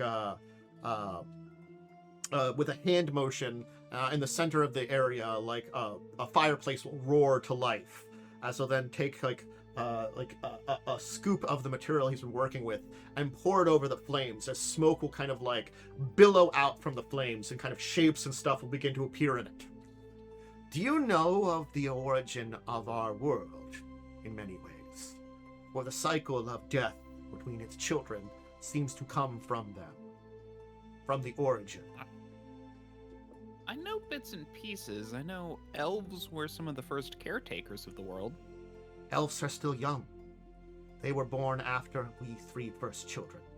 Perhaps one of the oldest of the new children, but still of the new children.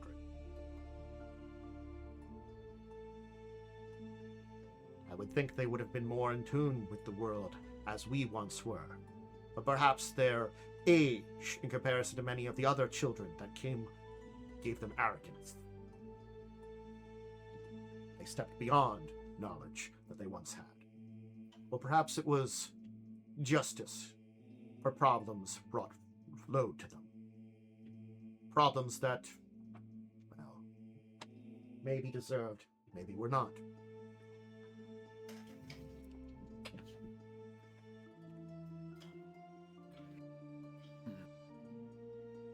So how did the world how was the world created? Well, you see, there's an energy that exists in our realm, in our world, divine. But divine itself usually has no true measure, no true place. But sparks came in many forms as the universe itself came about. And first, 2 true sparks of divine with purpose came about: earth and fire, sky and ground. Their children, their peers, their usurpers, they came about. Their worship spread. Things changed. The first children came about. We, who were not born from either of them, born from the divine itself, the children of the stars, with bodies of the realms and souls of the divine, keepers of the old names. Greetings. The other 2, children of the sky, who would read the stars, saw potential in all things, and with fire could refine all. Children of the grounds, protectors, masters of nature, through blade and claw, would reign true. We were the first 3. We were connected directly with the divine.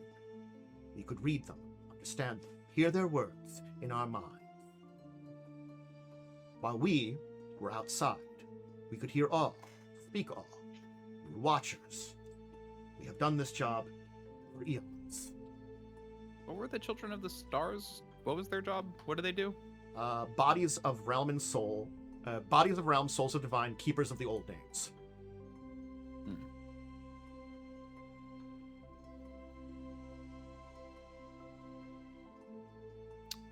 Okay. The powers and worship of the first 2 spread, the twins, the lovers, and their children those soon waned. Sky grew distant, voices of others lost to the wind. Ground grew cruel, angered by threats, changes in their mastery, for more voices came into being, and with more voices came more children. And so soon, the Devourer was born of anger, vengeance, madness. With the children, the anger, and the loss, came anger. You understand what this means?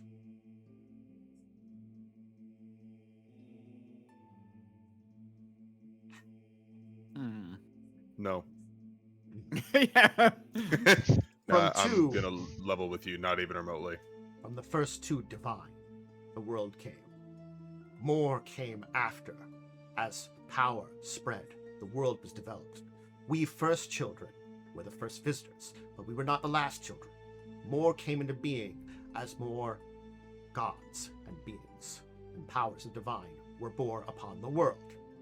The power and strength of the original waned. Sky grew distant, and of course, ground grew cruel and anger. And so, from ground came the Devourer. Once the Devourer came, the true first war of mortals came. Perhaps guided by divine hand, perhaps a result of some form of madness. The Devourer came from the earth? Yes and no. The Devourer was a being of anger and vengeance, of madness. Was it Earth itself? Perhaps something bore of it. Perhaps something different. created from an aspect of the madness and anger that ground grew. We cannot say for sure, but something came, something that drove almost near madness to the children of the ground, and in their cruelty that seemed to come out of it, that is when the other children, the other mortals, the other beings turned against them. The children of the ground fell. Fire, sun, saw what happened to her nieces and nephews, saw what happened to the earth. She called Earth to leave, start anew, and take their children to the cosmos, to be safe once more, to a new realm, a new path. And that is when the children of the sky and ground departed, disappeared one day, or ended. The remaining children, confused, the true old masters of the world, gone. Their new gods, their voices were loud, perhaps too loud. None could find out what to do with the land. It was theirs to claim, but there was too much of it, too much power, too much strength.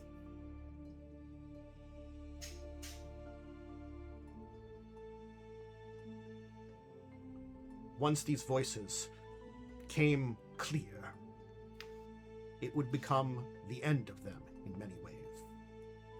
Without the old voices, the old gods, which brought forth our world, all the new gods could not find quorum, could not find peace, war, competition, strength. Who would be the new rulers of this realm? These questions were asked. Those that created were birthed, cousins, many of the great races, humans, dwarves, elves, many others. You can see how those that were connected to their creation began to war. We are the best, we are the strongest, we are the true divine now. This war fractured everything. No one knows how it truly happened, how it truly ended, but this fracture is what caused their voices to disappear. None now truly exist in the way they were. Disconnect, a quarrel. The war between the people that came about as part of it could be a scar upon the land, and the voices, the names, were lost. You understand? So, there were two sparks, Earth and Sky, Mm. and then they, from them came the four first groups of first children. 3. 3. Well, Then we were not born of them, but we were born by them. We were born we were born from true divine itself. Perhaps you could say our original ancestors maybe have been more akin to godlings upon this realm. Gods given mortal bodies in a way.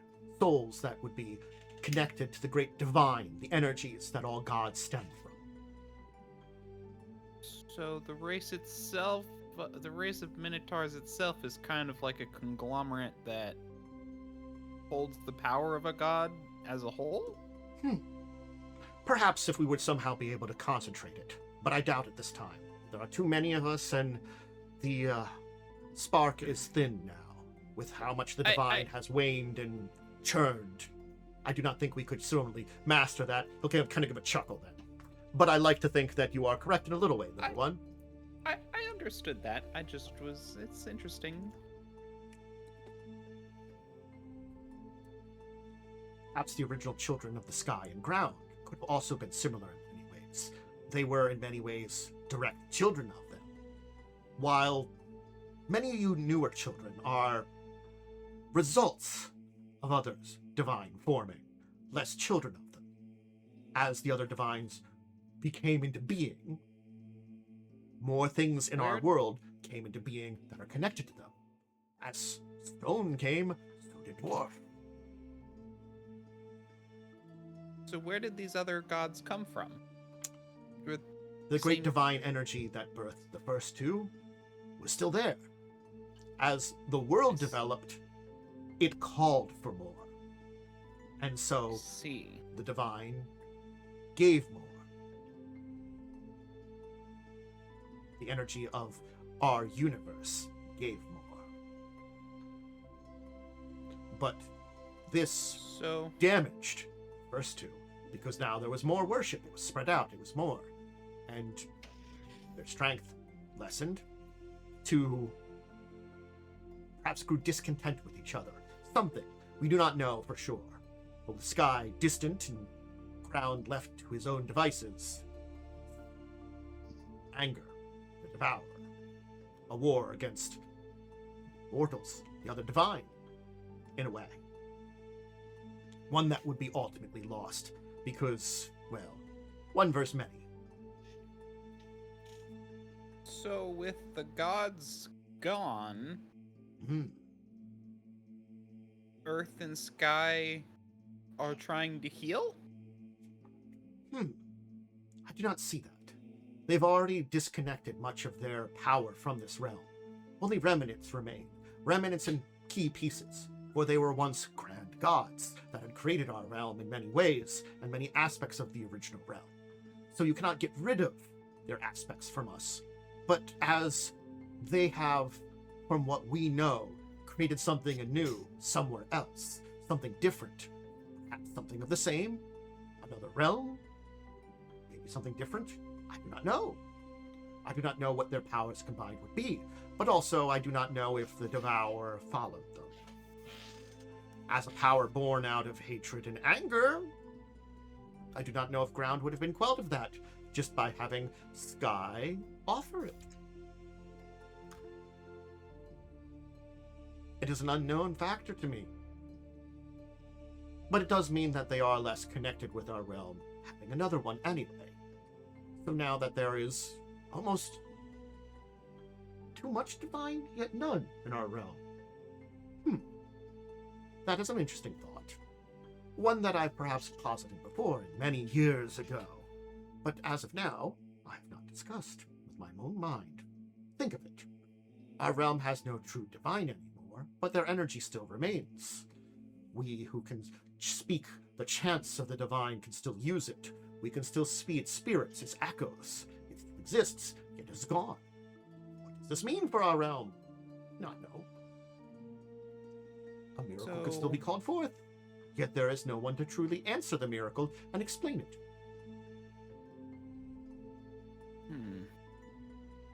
So you mentioned a cycle. Is there a cycle of divine energy flowing and waning? I would say a cycle of violence with the various children of the gods. Ah. You saw that Ground grew anger along with the children of the ground, growing anger, causing basically a backlash from the others that resulted in violence against them. And then, of course, anger from the various gods, which caused violence amongst their children. We skip forward to nigh 1,000 years ago, when anger against some of the other children for the violence they brought about them caused a backlash, driving them into the south. And now anger once again brawls forth to cause violence again.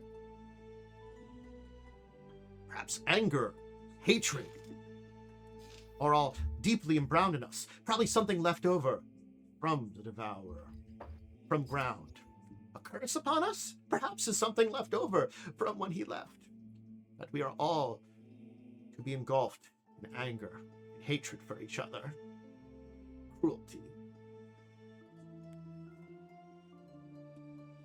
As you So would say, these divine Go ahead. So these divine sparks, one is turning the earth against the people who would seek to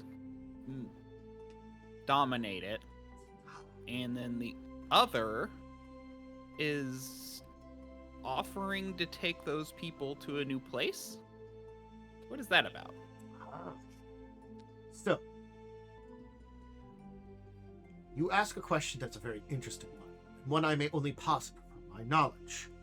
Perhaps I see, you see, that your enemy, this Dreadlord, has touched ground, or some aspect of ground that remains in our world, a fraction. Remember, the earth beneath us is a birth of ground. Is it not ground that we walk on? Ground still exists. Though ground as a divine may be gone, ground still remains. And so connecting with ground is a power. And perhaps the curse that you seek upon you is ground feeling anger, vengeance against those that would be, but directed vengeance, directed anger. What would you see as a curse is just the aspect of ground, of nature, out of control. Is it not? Yes. Ah. And on the other hand, you have now heard a voice of sky. Have you not? A voice of that which is on the opposite. Sky still is above us. But Sky would see perhaps that similar to Sky's nieces and nephews who it took pity on. Perhaps pity on you. Perhaps Sky, much like ground, has an eye on this realm still. They still are here. We still have the sky above and ground beneath us. So perhaps pity for someone that is falling, a niece or nephew, most extended, but a niece or nephew none the least that they would see not completely lost. Sky, in many ways, seems more benevolent, but perhaps not. I also fear that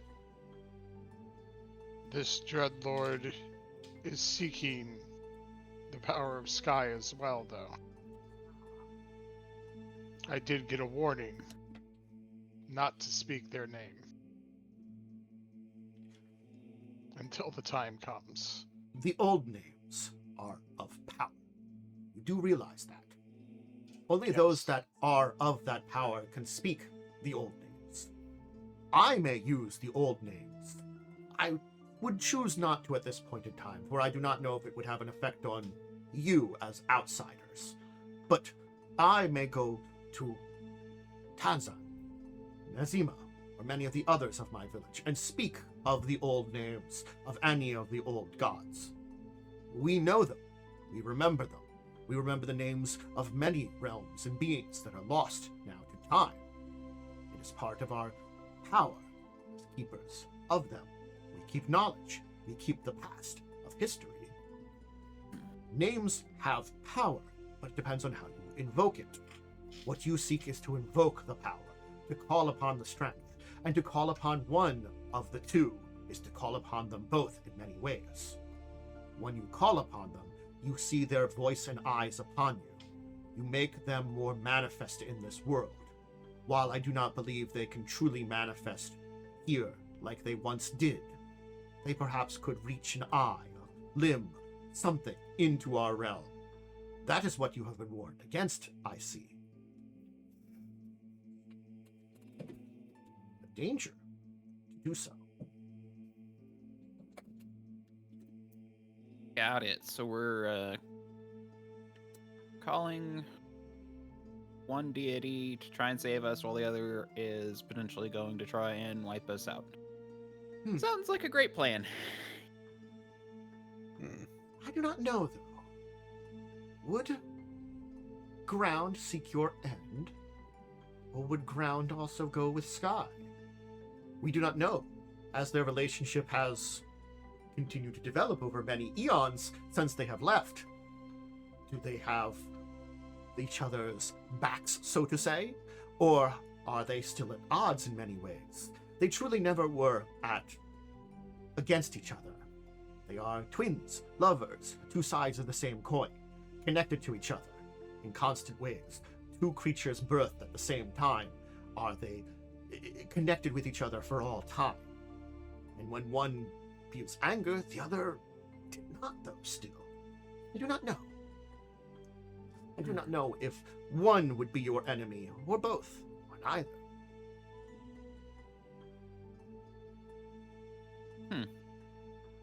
Well, at least it's nice to know that things are probably going to go interesting. Let's go with interesting. I was gonna say good, but let's go with interesting.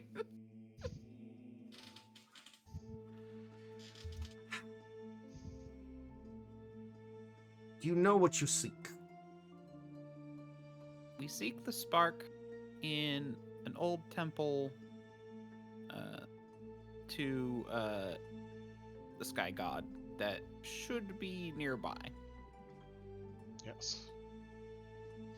We're supposed to take that spark and then use it to move our people. Old temple, yes. Spark, no. Perhaps I know what you do seek. Would you reawaken an old temple? Connect up with the old refinements of the sky? Interesting.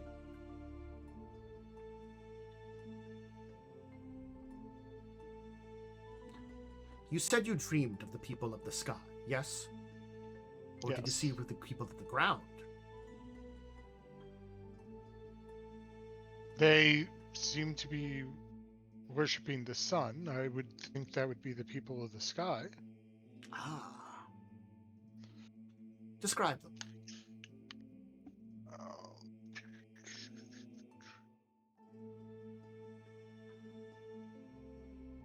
Sorry, going through my notes. Mm-hmm.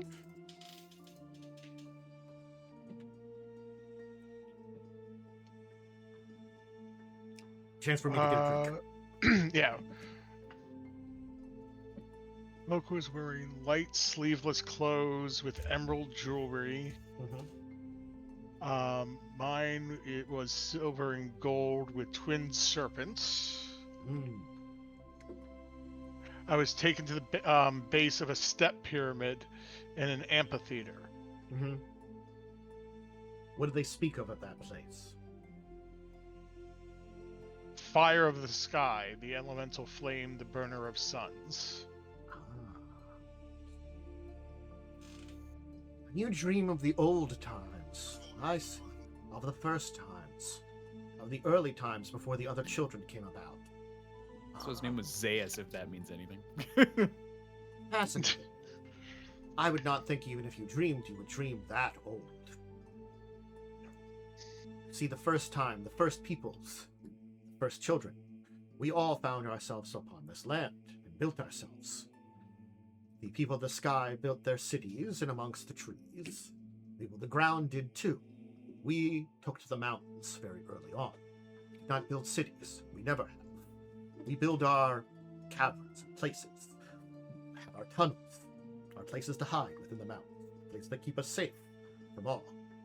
We, after all, are different than either of them. They watch and influence the world while we remember the world. Tasks at hand. The people of the sky, though, found the ground, well, lacking in many ways.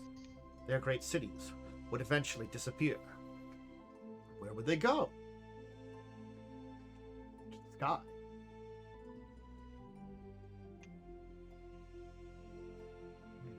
It was quite a sight to see realms that would float above you in the air. That does sound like quite a sight.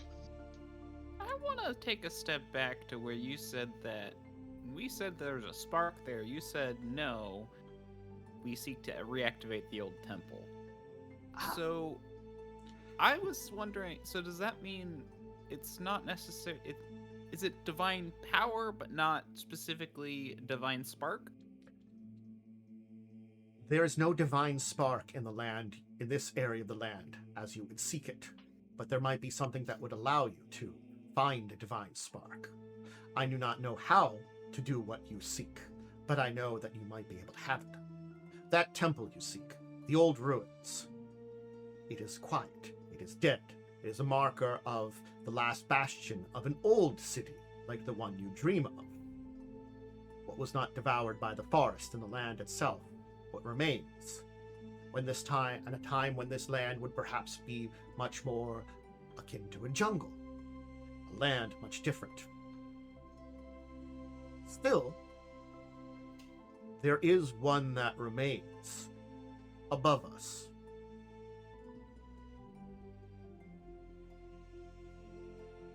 So there's still a floating city. Of those that were there, they either disappeared or fell into the waves. But we know that one still remains. So this temple might link us to that. Yes. And maybe that's where the spark. It is said that it is hidden within the sun. I do not know if this is true, but you cannot see it in the sky, and maybe perhaps you could only enter that place when the sun is high in the sky. Though again, how to trigger that is knowledge that is beyond my people. The people of the sky had their own ways. You see it in the strange thing you carry. They were masters of refinement. They could move metals and form things.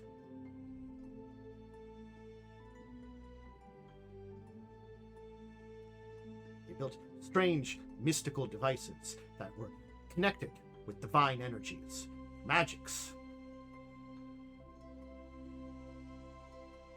They were watchers more than, well, the ground people.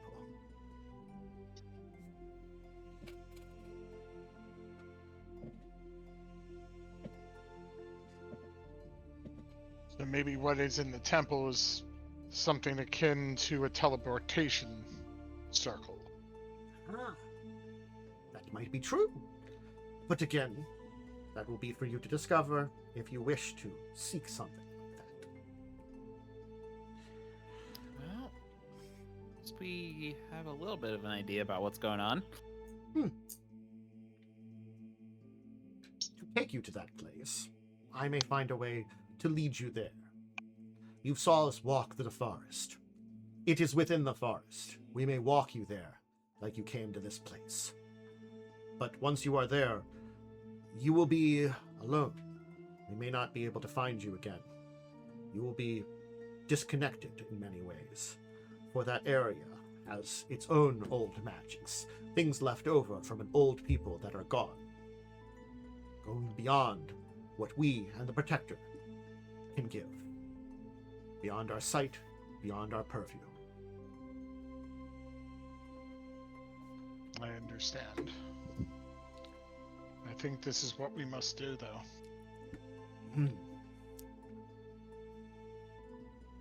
If the Sky God wants to... Do you know what the spark If the old- form it takes? I would look at Umbrin because he's the one who had the dream. The spark was. She didn't say what it was. She said. She said it was something that we would take back with us, so it must be something that is at least portable. But that I think she did say that we would know it when we saw it. You're going to a place that might be larger than you think, or smaller. I do not know. I know not of what remains of what still floats in the sky, except that it still floats there. I have never visited it, nor do I think any of my people have. We only sense it. We know it. But there may be a way to find something. A guide, a dowsing rod of sorts, to be made.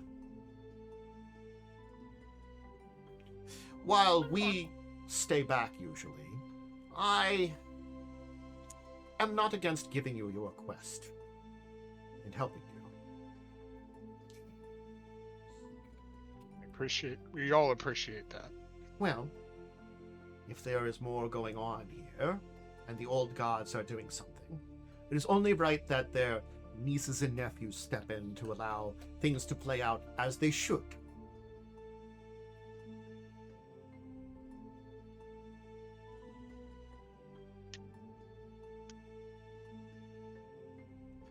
Do you have a object of yours that is deeply linked to your soul?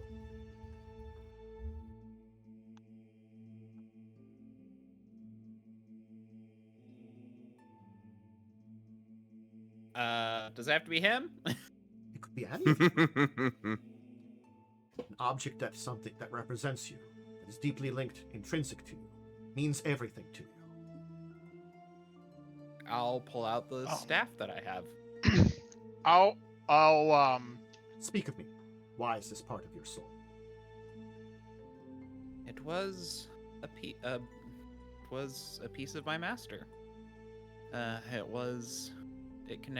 It reminds me of him, connects me to him, and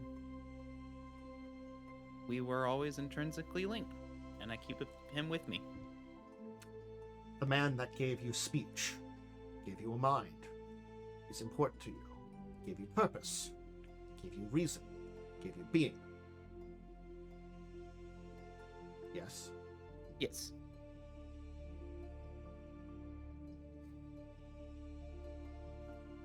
I may prepare something for you that will allow you to feel that spark, a sense of it. Using this, it will take time. We will need to work together, you and I. If there's no more questions, we could begin.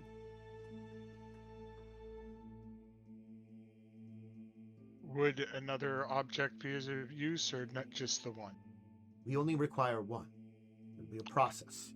We will speak its story, learn its story, tell its story, and with it, I will instill power upon it. A power of story, a power of knowledge, a power of mystery. Power connected to the stars themselves, to the sky, to the ground, to the divine. Just enough. Enough to give an idea of a direction, a place to go. You will still need, as you have said, your eyes to recognize what you see. A feeling is not knowledge. A feeling is an idea. Understood. You start. Okay.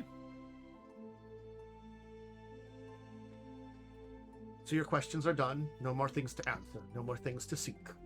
No more mysteries of the universe that you'd wish to divine with me, as you have already dove much deeper than I thought you were, but it has been fun to discuss. I'm sure there are many things I'd love to learn, but I think time is of the essence. I see. Yes. Definitely of the essence. But there are things you may encounter, things that you may not. I guess I will leave things simple here. Upon that realm that you seek, it is not alone. It is not empty. What remains in that place are the essence of what was once the people of the sky, the children of the sky. Their tools, their craft. There's another, a great servant of the sky, last of the great worms, remains there, watching over for all time. You will perhaps need to negotiate with such a beast. It may recognize that you have heard of sky and touched sky in a way, but it might not.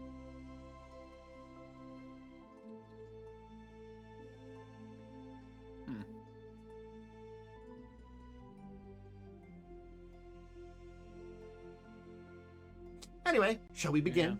Yeah. Gonna have to go Kratos on this thing. It did just warn you that there's a big old dragon wandering that place. Yeah. One of the last dragons is just sitting there guarding that place. Yep. Probably all along with a bunch of other weird, like, clockwork stuff and things like that. Anyway, so the other two, the rest of you, the other three of you, can basically go out into the village as Ixbanor. Basically, what's going to happen is he will instill a kind of magic into the staff you hold, but while it is, you must tell stories of how this staff is connected to you. Basically, using those stories as a in to etch its magic into the staff. Mm-hmm. Okay. Turns out their magic is very story-based. It's fair. Mm-hmm. So, a lot of you, what do you want to do now? You're kind of let loose into this village. No one seems to be paying attention to you. For once, Umbrin isn't the cornerstone, linchpin, whatever. Yeah, I was going to offer up an old holy symbol I had, but yeah, would have worked, but it probably is a. I'm going to tell you, it probably is a better connection with Ixbanor. I got to be honest. Well, it was the one from my. Which is definitely a good connection. The guy I studied from, but yes, this would be better, I'm sure. So stronger connection, stronger story. It was also, then turned by me into an object that I then use. Yeah. There's a lot of. Yeah, so is there anything in particular either of you want to do while you're here, or do we want to kind of like move forward in time as they do it? As I said, it does seem as though you're mostly ignored. At most, there is a very nice Minotaur lady that seems to be kind of hanging around the periphery, keeping an eye on you.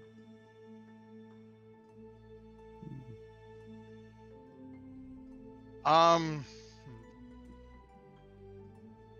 mean, are there any, is there any kind of market or anything we could, There is a small area that seems to be of trade that you could enter into. Most of this stuff seems to be of simple metal pieces, things that have been gathered from the wood. It looks like some things brought down from the mountains. It seems to be that there are some people offering it and a number of individuals that seem to be kind of walking around gathering. So a very loose and simple kind of market area, and more of like, a place of trade rather than a place of sale. Gotcha. Mm-hmm. But there is something like that that's kind of going on. Yeah, I mean, I would check that out. Sure. You definitely get, again, like, brief looks, but it's sort of like, it's more of like a acknowledge that you're here and then get back to what they're doing kind of thing, rather than like, what are you doing here? So it's not impossible for outsiders to be in this village. It probably is just, you get the feeling it's rare. You're a rare guest on the Minotaurs. Congratulations. Woo! Woo! Okay. Is there anything in particular you're looking for?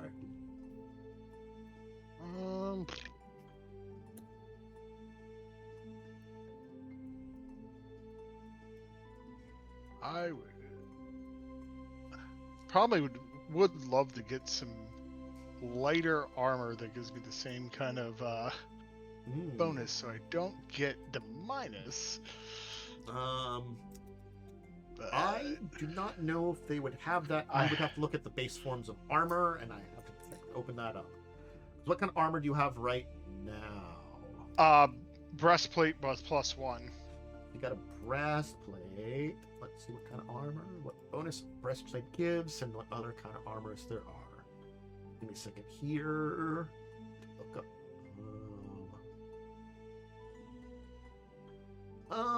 Where are you? Breastplate. There's breastplate. So it's armor AC of 4.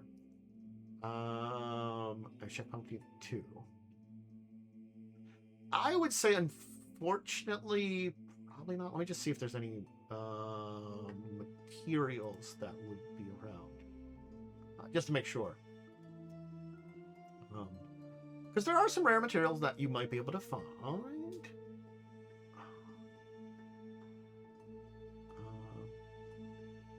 It's not what I wanted to do. Archives of Nathis, don't be slow at all, be well behaved.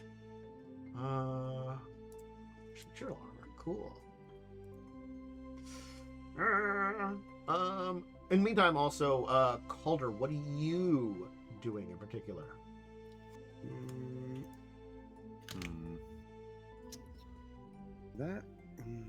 I'm thinking I might just want to work on a few formulas. Yeah, I'd rather just be working for my book. All right. Because there's a couple I've been looking at. Right. How much money do you have, or what do you have to trade? That's what I'm gonna say. What do you have to trade? Well, we have the Staff of Earth Lesser. We also, I would, if I can get another armor, I would trade my Resilient Breastplate +1. We also have that +1 mace we can sell. Yeah, or trade. No, yeah, trade. Yeah. We could also probably trade off maybe some of these items we found in. Remember that like hidden chest under the acid? Yeah. We could probably trade off a few of these random elixirs. Yeah.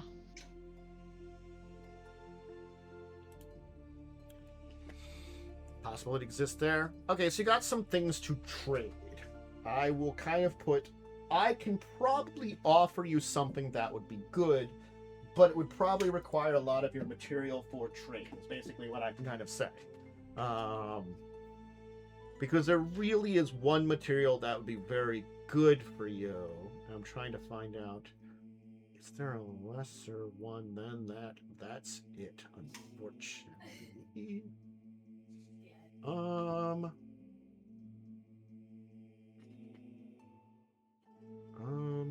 Is that the only one there? Let me just check what this is. I'm just looking. Give me a second here. Yeah.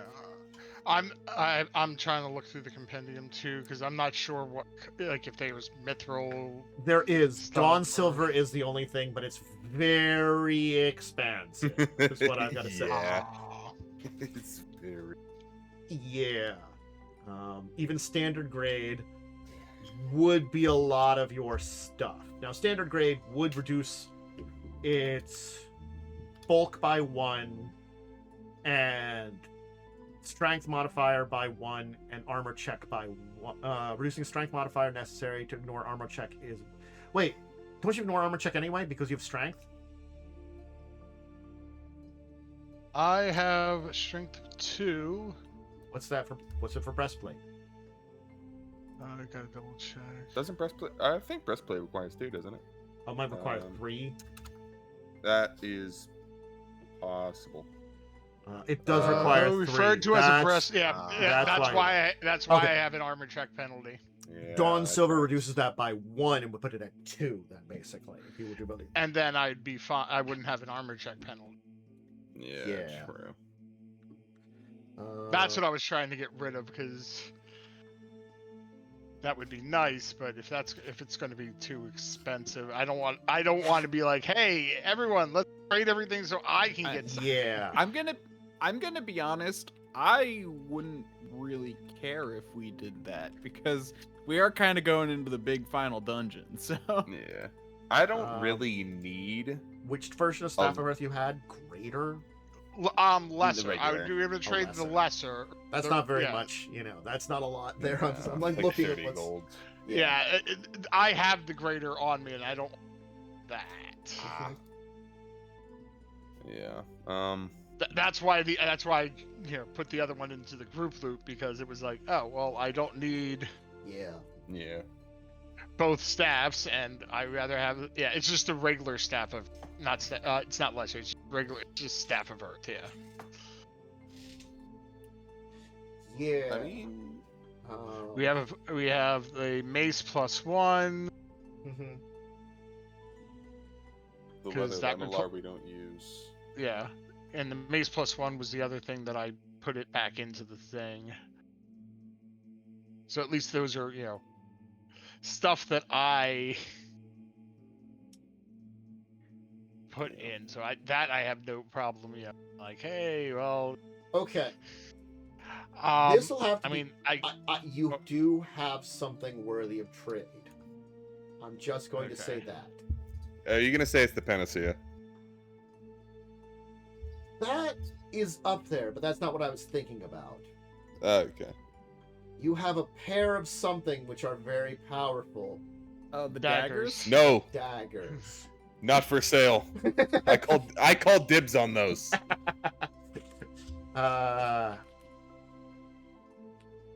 They can burn in hell. The Panacea I mean, isn't a bad part of a trade. You might have to supplement that one, but that the would other be stuff I pushing it. have, I mean, I still have some emeralds. Mm. I'd be willing to trade one of them, because I can only use I can use 2. I mean, I also have the fine clothes mask and this dragon skull cane. but I don't think those are going to be, But that, like, the Panacea is definitely a big trade part. The Staff of Earth would be there, but it's not worth a lot. But it would be like, it's a little bit of a magical thing.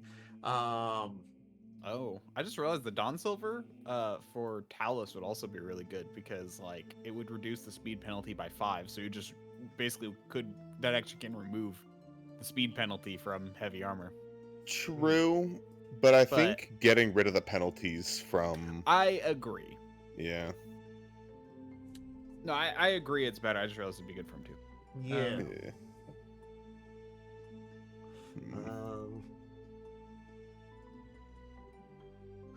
If you... I mean, we also have 128 gold pieces worth of gems. Yes. So that's... Let me see, 294... plus 128. What does high grade do? High grade is just better than standard grade. Unfortunately, there is only a higher standard. Basically, it's a bigger bonuses and stuff like that. Like your... Well, I know there are some differences, but I'm just like, it doesn't say in the Dawn Silver armor section. Well, it improves, for like, in terms of shields, it improves hardness, the HP, and the breaking threshold. Okay. I think I have to go to the base material, Dawn Silver. Hi, Dawn Silver. Yes, that's a difference. Like a standard Dawn Silver item would have a hardness of 5, a high grade has a hardness of 8. Oh, yeah, it's more for its structure and hardness and stuff. Yes. Yep, okay. Yeah. So, like, it could come up in armor. It would probably more likely come up in something like a shield. Yeah. Yeah. But I mean, like, other items can be broken with spells like Shatter. So if you dropped, like, a sword made of Dawn Silver, it would be harder to destroy with that spell. Yep. But it is a lot more expensive. That's the only thing. It is, yeah. Yeah, standard grade and high grade. Like, I can say, like, you can probably see about getting a Dawn Silver armor standard grade.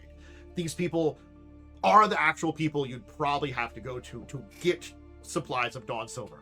They would come from the mountains they come from. So they're one of the few people that I would say, like, yeah, you probably could. Yeah, actually, if Talas did get something Dawn Silver, a standard grade Dawn Silver shield would be probably the best. I think we could say you could find them, but I would need... The Panacea would definitely be a very good chunk of that. The Panacea you could probably trade for, like, the shield plus some of something else. So you almost need, like... The armor needs a little bit more negotiation, almost. You have to figure out something for that. Yeah. What's interesting is to craft a Dawn Silver shield, you just need Dawn Silver worth at least 55 gold. Although, then you need to take a bunch of time. Never mind. Probably, like, requires time and maybe, like, special techniques. And yeah, stuff I like assume that. it uses... I was thinking about it, and, like, it probably uses the same crafting rules where that's basically the minimum it can go down to. Yeah. Would they like a mutated head in a jar? Oh yeah, we still have that. Probably not. Probably not. You Philistines. You don't know what this is worth. So right How now, about some bloody coin with fingerprints? Probably not. No, those are also mine. Lesser Staff of Earth. How much worth of gems did you say you had? I'm just putting a list down. Yeah, 128. 128. 128. I got those could- bloody, I got those bloody coins from the serial if killer I fair and add square. one of the emeralds, that would be another 250. 250 emerald. Okay.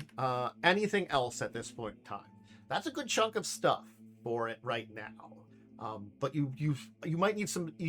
Either you need a really good negotiation check, or you need a little bit more. We haven't got to you're guaranteed Man, to get why am this. I never around when we need some charisma checks? You could always call for Ixbanor to like help you with negotiation because you are Later, basically yeah. on a trade. Yeah. And you got the +1 mace, the Staff of Earth. Yes, +1 mace, which I don't know how much that's worth. The just a basic +1 weapon. I don't think it's worth a lot. 35 gold. It's only worth the cost of the potency rune. Yeah, but it's a simple rune, so it's not a lot, but it's there. It's something. It's just the lesser staff and the mace are like they're extras. They're just not worth a lot. They're not worth a lot, but I Yeah. figured, Yeah, there's something. we're not going to use them, so we might as well offer them. Yeah, I get you. How much would you say Soul Rend and Flesh Rend are worth?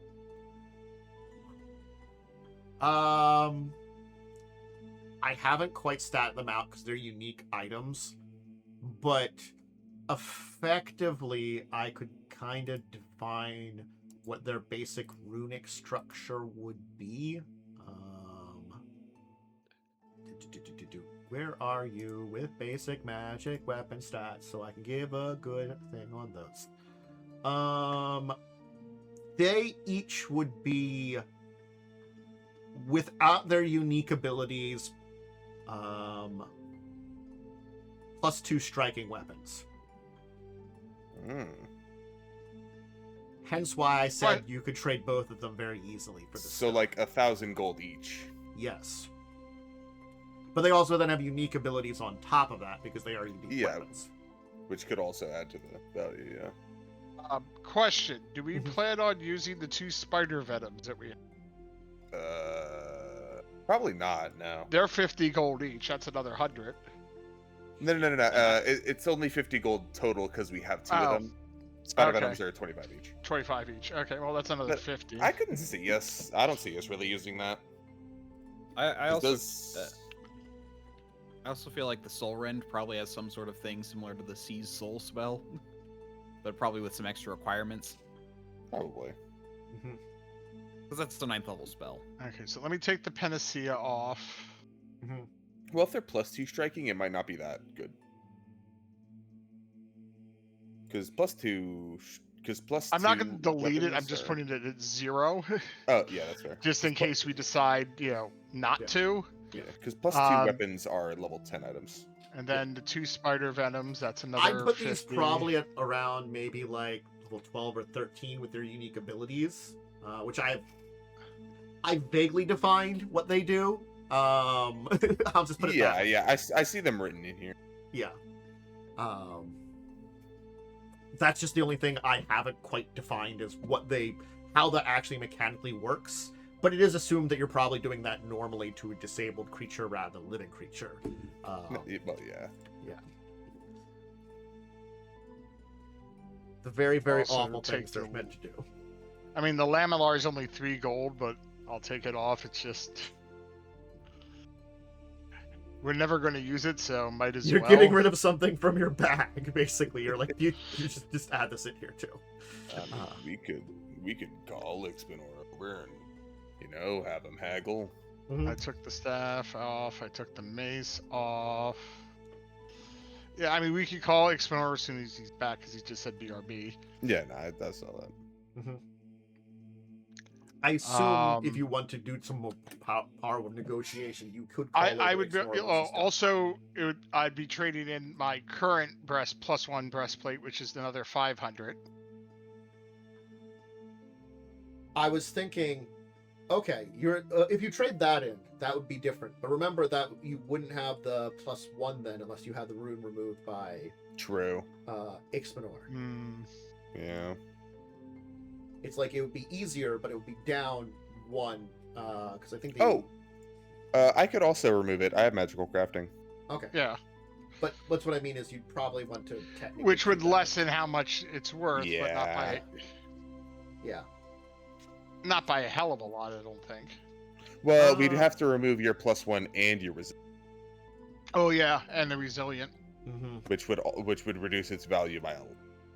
It would make it 8 gold. Yeah. Yeah. Yeah. I mean, I'm willing to trade the fine clothes and stuff too. I don't remember But how much you I don't spent on know. those. Not a lot, if I Well, remember. We got them he actually gave pretty us on a the cheap. he gave us a really good deal though. That's That's why right. too. Oh, That's true. right.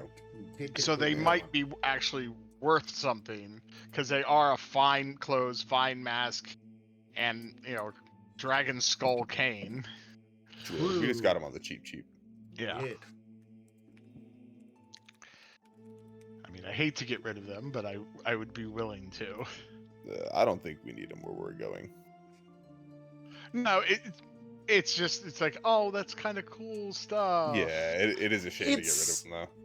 A little bit, but it's not a lot. I'll put it this way: you maybe got like 10 or 20 gold worth of clothes and stuff. So Okay. it's there, but it's not a huge amount. I don't know if you have any other kind of like potions or stuff that you want to put up there. That might be a good source of some of those ones that might have a little bit of that. Yeah, well, I said the spider venoms. Yeah. We could get The rid of only other stuff we have is like the potion of leaping. Well, we could get rid of the eagle eye elixirs. We really use those, and I don't see us using them. And the soothing powder. Which version of Eagle Eye elixirs were they? Moderate. We got Moderate. 2 moderates. That's a decent chunk there. And then 1 lesser soothing powder. Only thing is that gets rid of bleed, which is nice. True, but bleed isn't, well, yeah, it is a DC 15 flat check. Yeah. Well, any one of us could render aid to each other, which lowers Yeah. it to 10. I also I have you have medicine. I have crystal healing. Yeah, also, like, I think I have something that can help with that, as well as a Yeah, elixir. you might be able to make something. Okay, so I guess we could take off the Eagle Eye Elixir 54. And then I guess And the soothing powder. The Which is another soothing 30. powder, that's another 30. Yeah. And I don't think we're using the camouflage dye either. Yeah, I mean, we have 2 of those, that's another 20.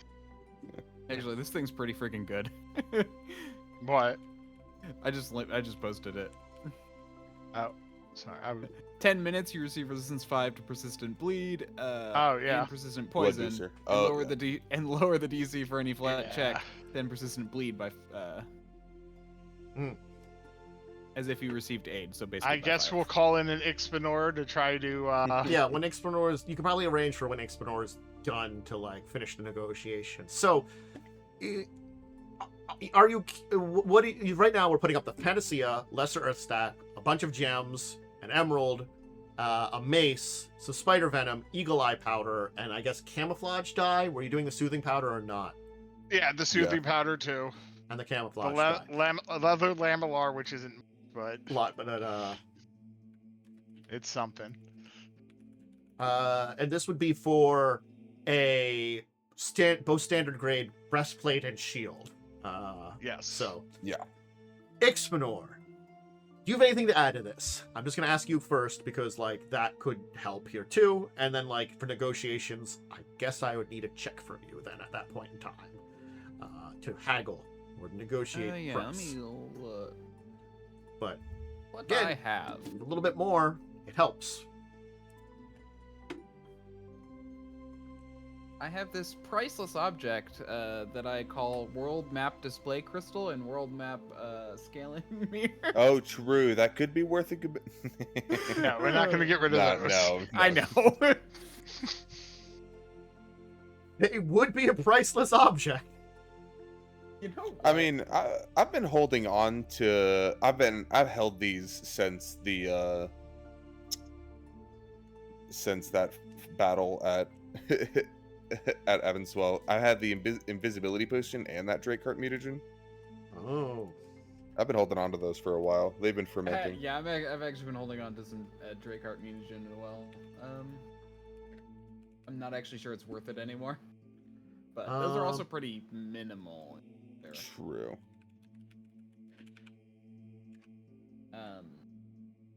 Yeah. The only what I'm potion I thinking- have is the potion of emergency escape. You know, I'm willing to give up the persona mask. Oh. The persona mask, is it just the... It's a level 3 item, it's 50 GP, but Yeah. it's basically +1 to performance checks. That helps. I'll put it in the blue. Okay. Well, you have a pile of items that you're offering for something that's like, basically you're gonna kind of look around and maybe ask around on armor, and you'll learn of someone that's come in from the mountains that's brought some like very rare items that they'd be willing to trade. And normally it's sort of like they're basically going to put it like, normally they probably trade on the cheap for their own people, but since you're outsiders, it's basically normal price kind of thing, Yeah. It's like we'll trade it for what it's worth in your world. What do you have? And you're offering all these different things. I guess. What do we have a negotiation check? Is that just like diplomacy? It would be It'd just be diplomacy. diplomacy, yeah. I mean, what is crowd? There is a role for like trying to get a better price, but I think and I'm pretty sure it's diplomacy, but Yeah. might actually be society. It does use diplomacy. There's a feat to bargain to like lower the price of things, but Mm-hmm. Yeah, but anyway. All right. it's called Bargain Hunter. I guess just give me a diplomacy check then. We'll see how you roll. Okay. Please roll well. I have a reroll, don't worry. Mm-hmm.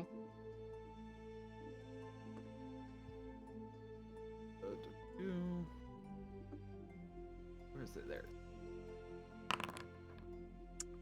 I have a reroll, don't worry. Mm-hmm.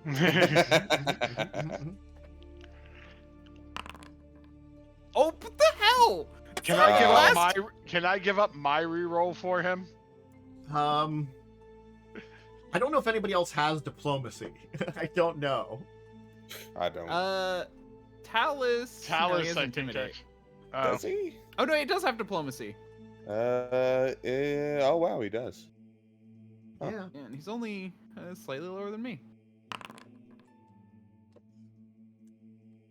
I mean, that's a solid. Do you It's want solid. to? Do you want him to reroll? He should reroll. Let's Yeah, he was average on the check. He got a 10. Yeah. 26 So, is okay. Better. Like, you start negotiating and the guy's not listening, and Talas steps in and tries to, like, add in, and he's like, and eventually the guy will be like, do you have nothing else to add?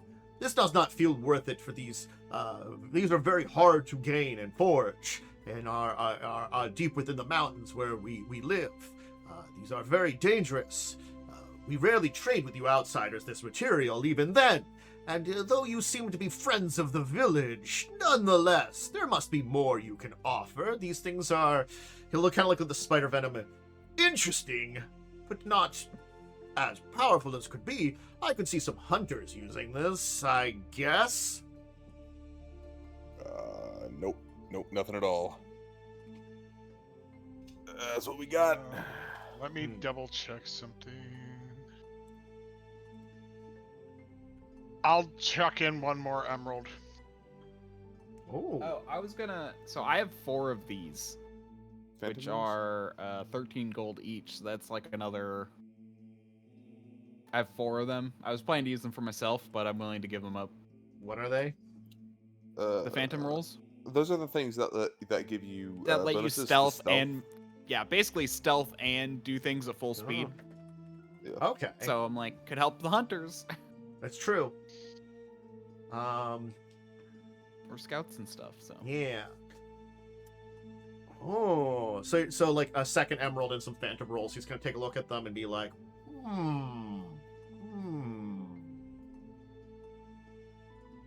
All right, you have yourself a deal. You have sweetened the pot enough, as your people say. I hope you enjoy your armor. May your warriors be proud. All right. So we should probably go through and delete all of this stuff. Yes. Well, I put the stuff to 0 So, yeah, it's- now we can delete it. Just in case it didn't work, I didn't want to get it deleted okay. completely off the sheet. This is the list I had here, just to read. That's what I kind of put down of the list that you had mentioned to me. Yeah. I don't think I was missing anything there, but just let me know if there was anything else you had in the pot. Because I think there were some minor things that were mentioned, but I think those are what we went for. Yeah. So. And how long is it going to take you guys to move the stuff to the new armor? About a day. You could probably spend a day here if you wanted to. You just have to. I think you're going to want to, just because. Yeah. If it's 1 rune per person, because I could move like the resilient and I could move the +1, then it would only take like a day. Basically, Zabra will finish up with the staff, and then we'll kind of turn towards you and say, like, you may rest here for the night. We can arrange a place for you to stay in. But if you need it, take what time you need. Since we are sending you in an area, we may not assist you after this. This is our last time of help. So if you need some time to relax after your journey here, you may do so. Basically, if you want to rest a few days, you can, AK, if you want to do that. But don't overstay your welcome. And then you try to go to Tazana when you want to leave. Tazana may take you to, or open the way to where you need to go. So, you'll basically be given a hut to stay in, and we'll end it there, where we'll have you basically take care of that stuff you need to do anything else you need to do in town, and then journey to a pyramid. The leftovers of a great city that may have once existed there eons ago, and was abandoned by a people who turned to the sky in order to be more in tune with their god. Which honestly makes sense in a lot of ways. Yeah, that tracks. If you have powerful magic and, you're like, well, we're sky people, we really should be up there. Mm-hmm. Anyway, okay. I'll turn that off there. Alright, I guess we'll turn towards our shoutouts for this day, since it's been a little bit of a good adventure, and I'll turn towards Wyrm. Yeah, I'm Diamondworm. You can find me on twitch.tv/Diamondworm or at Diamondworm on Twitter and Blue Sky, and Diamondworm9234 on YouTube. Next stream will be Friday with same time as this fool. Yep. I believe we are doing Windblown because we have to figure out what our other week thing is. I'm just doing that one this week. Oh yeah, because we're gonna be doing a new thing. So yeah. So we just have to figure out what our new thing is, and I think we said we're doing that next week. We'll be like, we'll figure out something new for next week. Maybe we'll do something spooky for Halloween. Good thought. Phasmophobia? We could. I know Blaze has it, so. I have it too. But we all have it. I just thought about it now because I'm like, oh wait, that's Halloween. Yeah, we could do something Yeah, spooky. that's actually a good point. We could do something spooky. Yeah. Anyway, I think anybody else have any shout outs, or I'll turn myself here. I believe so. Okay, cool. That's time for go. Hi. Thank you for joining. I hope you enjoyed the show. We definitely will be back next week at 8. Should be on the schedule. We'll have these people basically try to find an ancient floating sky city that may be hidden in the sun, maybe not. I don't know. That's what legend says. It's a weird concept. And then, I'll be back tomorrow for some more recordings of Tabletop, some more gaming and stuff like that. I'm usually around here most days of the week. Check out my social medias. Check out my YouTube. If you're already there, cool. Make sure you're subscribed. But otherwise, make sure to check it out. All right, everybody. I'm just going to say for now, farewell. Thanks for joining, and see you next time. Bye.